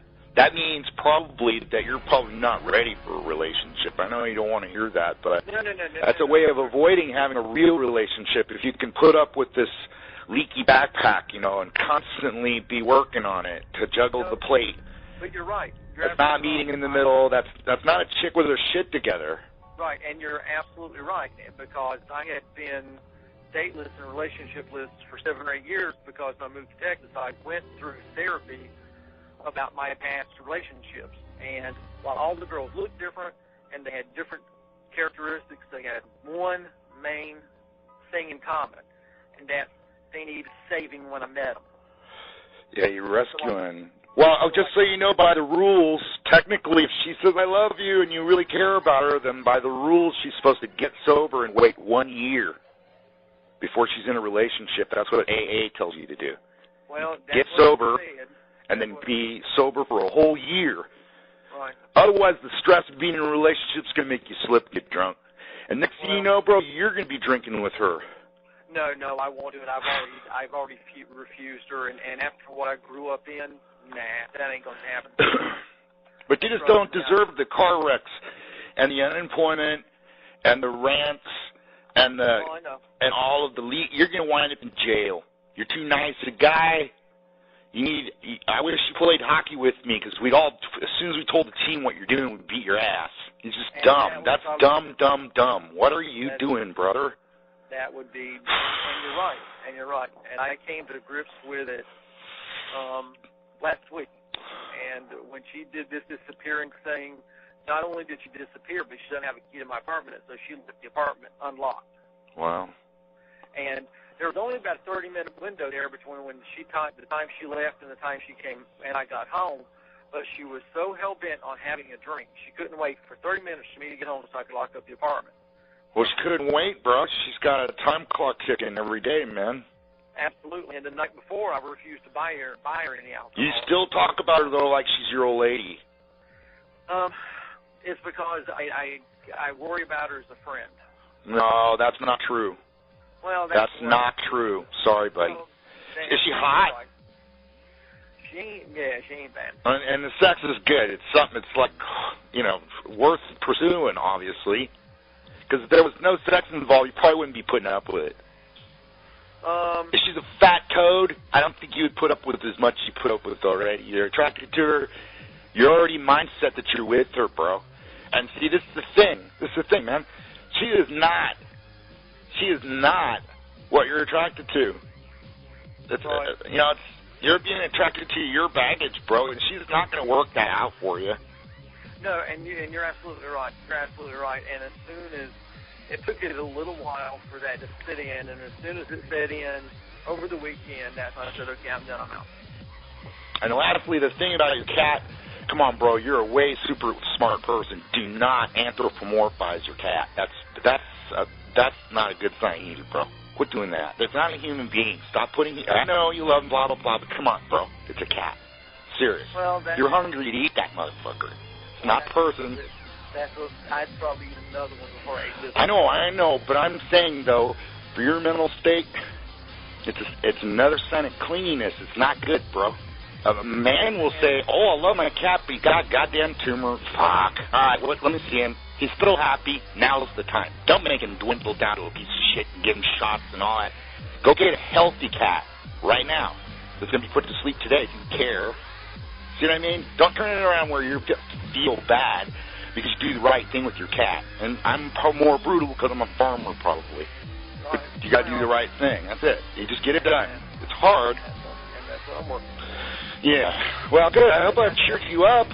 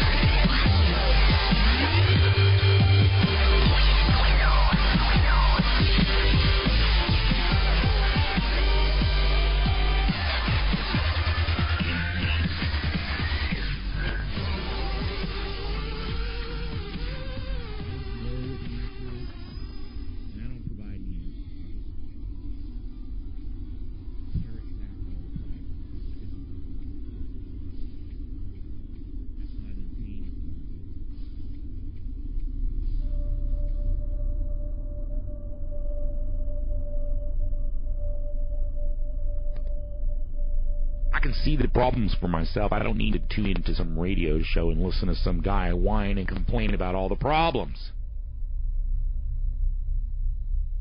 Or maybe you do. Maybe you're silent. Maybe you're silent on the squirrel wheel of life. You're just trying to keep your head down and keep working. You don't worry about this kind of stuff. And maybe coming to Rocket's radio station and hearing him pass his grief maybe eases your trouble a little bit. And lastly, I say no matter what, life is worth living. There's always a new day just on the other horizon.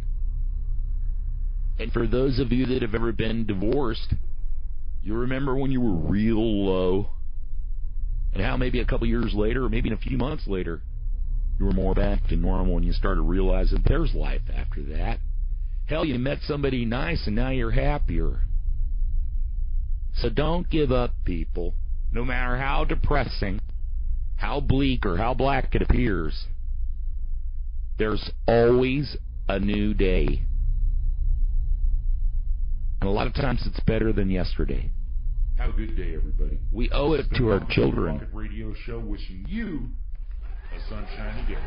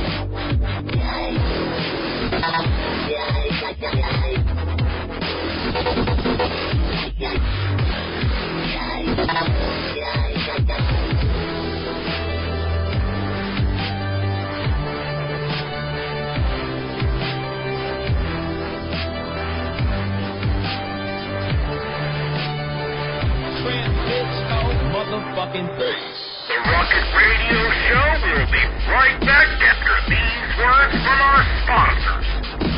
Don't touch your mouths or push any buttons or get weird. You just hold on a second.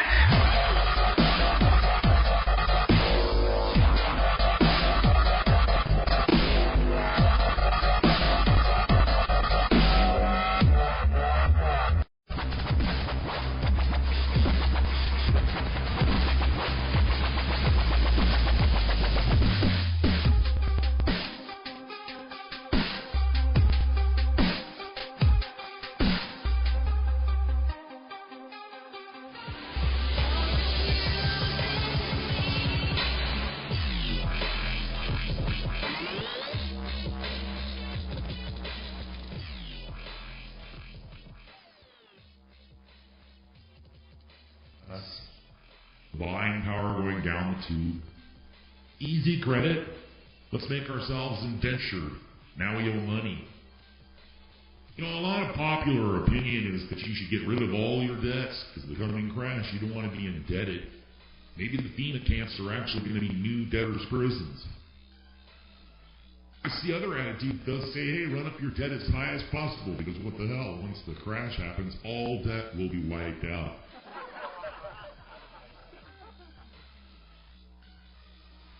Of course, so will property rights. It may come down that you're only able to keep the house or the property that you're able to live in and maintain. So your vacation house down in Florida, some illegal immigrant's going to get that. Yeah, I got an idea. Why don't we let in 50 million people from some other country and destabilize ours? They're only going to vote Democratic, so it'd be a good idea. I got another idea. Let's make a law that you don't have to show your ID when you vote. Can you imagine? We are living in an upside down world.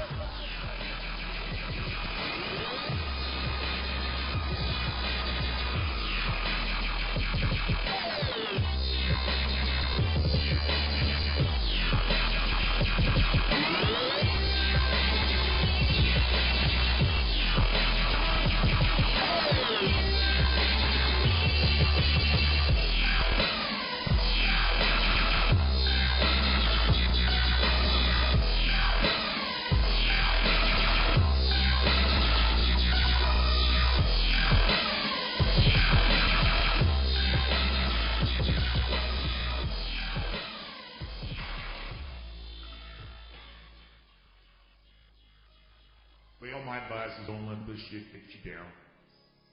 We got to keep on striving for another day. And a lot of times, things work out for the good. There's a reason why good usually wins over evil. We're just hoping that's going to be the case. I feel like I'm on the good side. I want God to bless our country and bless our citizens. Hell, I haven't got anything bad for illegal immigrants here in the United States. I got no beef against you other than you just need to go home. That's it. Hey, guy, we're out of party punch and all the hors d'oeuvres are gone. We're going to need you to go ahead and take off. It's not that you have to go home. You just can't stay here. Every bar has closing time. We just need to room people. We got American citizens that don't have jobs. That's cool. These are jobs that nobody wants to take, supposedly. But how do you get 20 million people to go somewhere? I mean, you would need a fucking train, like, huge. You would need, like, cattle cars going 24/7, 7 days a week for a couple of years to get rid of that many people. Just, if it was cordial and orderly, it's going to take a long time to sort all that out. You mark my words, though, if there's any kind of organization after the crash, they're going to be putting people out. It's going to get a whole lot more bloodthirsty. Hey, make sure today at some point you pick up something for your provisions. Get yourself a nice pocket knife. Those are good to trade. Get yourself a package of lighters. Maybe some canned foods. Pick up a couple cans. Next time you reach to the shelf there to get a canned food item for something you're buying at the store, get 2.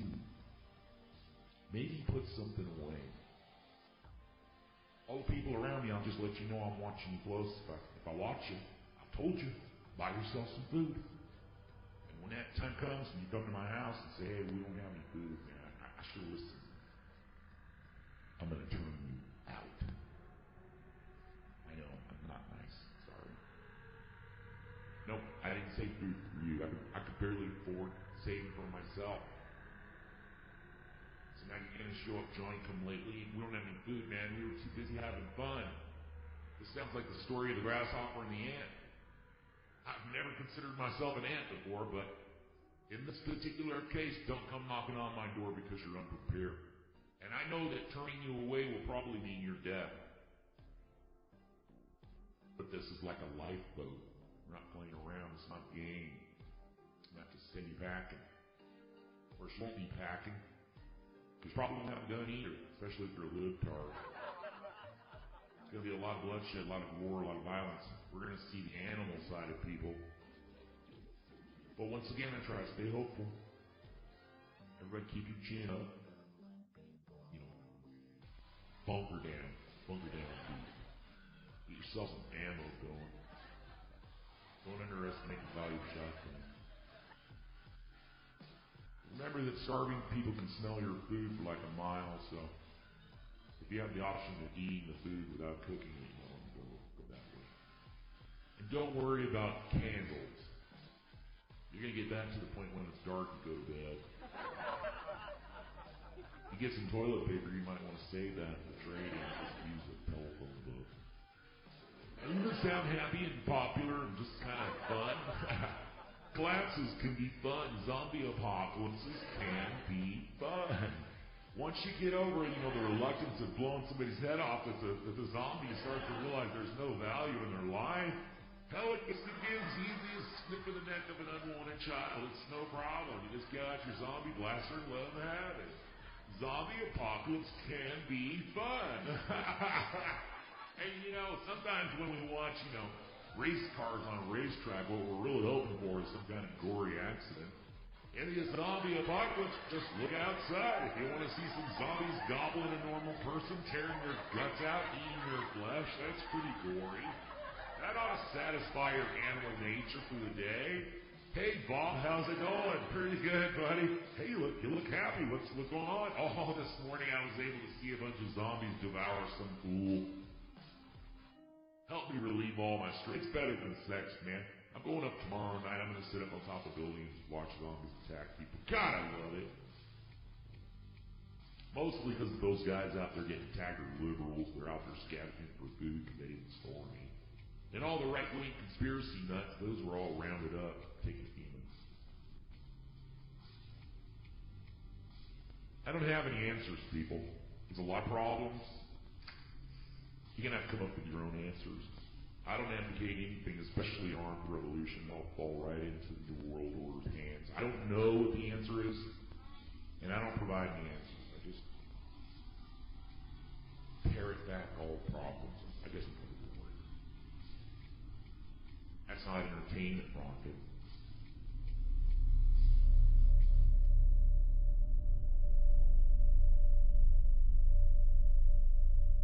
I can see the problems for myself. I don't need to tune into some radio show and listen to some guy whine and complain about all the problems. Or maybe you do. Maybe you're silent. Maybe you're silent on the squirrel wheel of life. You're just trying to keep your head down, keep working. You don't worry about this kind of stuff. And maybe coming to Rocket's radio station and hearing him pass his grief maybe eases your trouble a little bit. And lastly, I say no matter what, life is worth living. There's always a new day just on the other horizon. And for those of you that have ever been divorced, you remember when you were real low? And how maybe a couple years later, maybe a few months later, you were more back to normal and you started realizing there's life after that. Hell, you met somebody nice and now you're happier. So don't give up, people. No matter how depressing, how bleak or how black it appears, there's always a new day. And a lot of times it's better than yesterday. We owe it to our children. Have a good day, everybody. This has been Rocket from the Rocket Radio Show, wishing you a sunshiny day.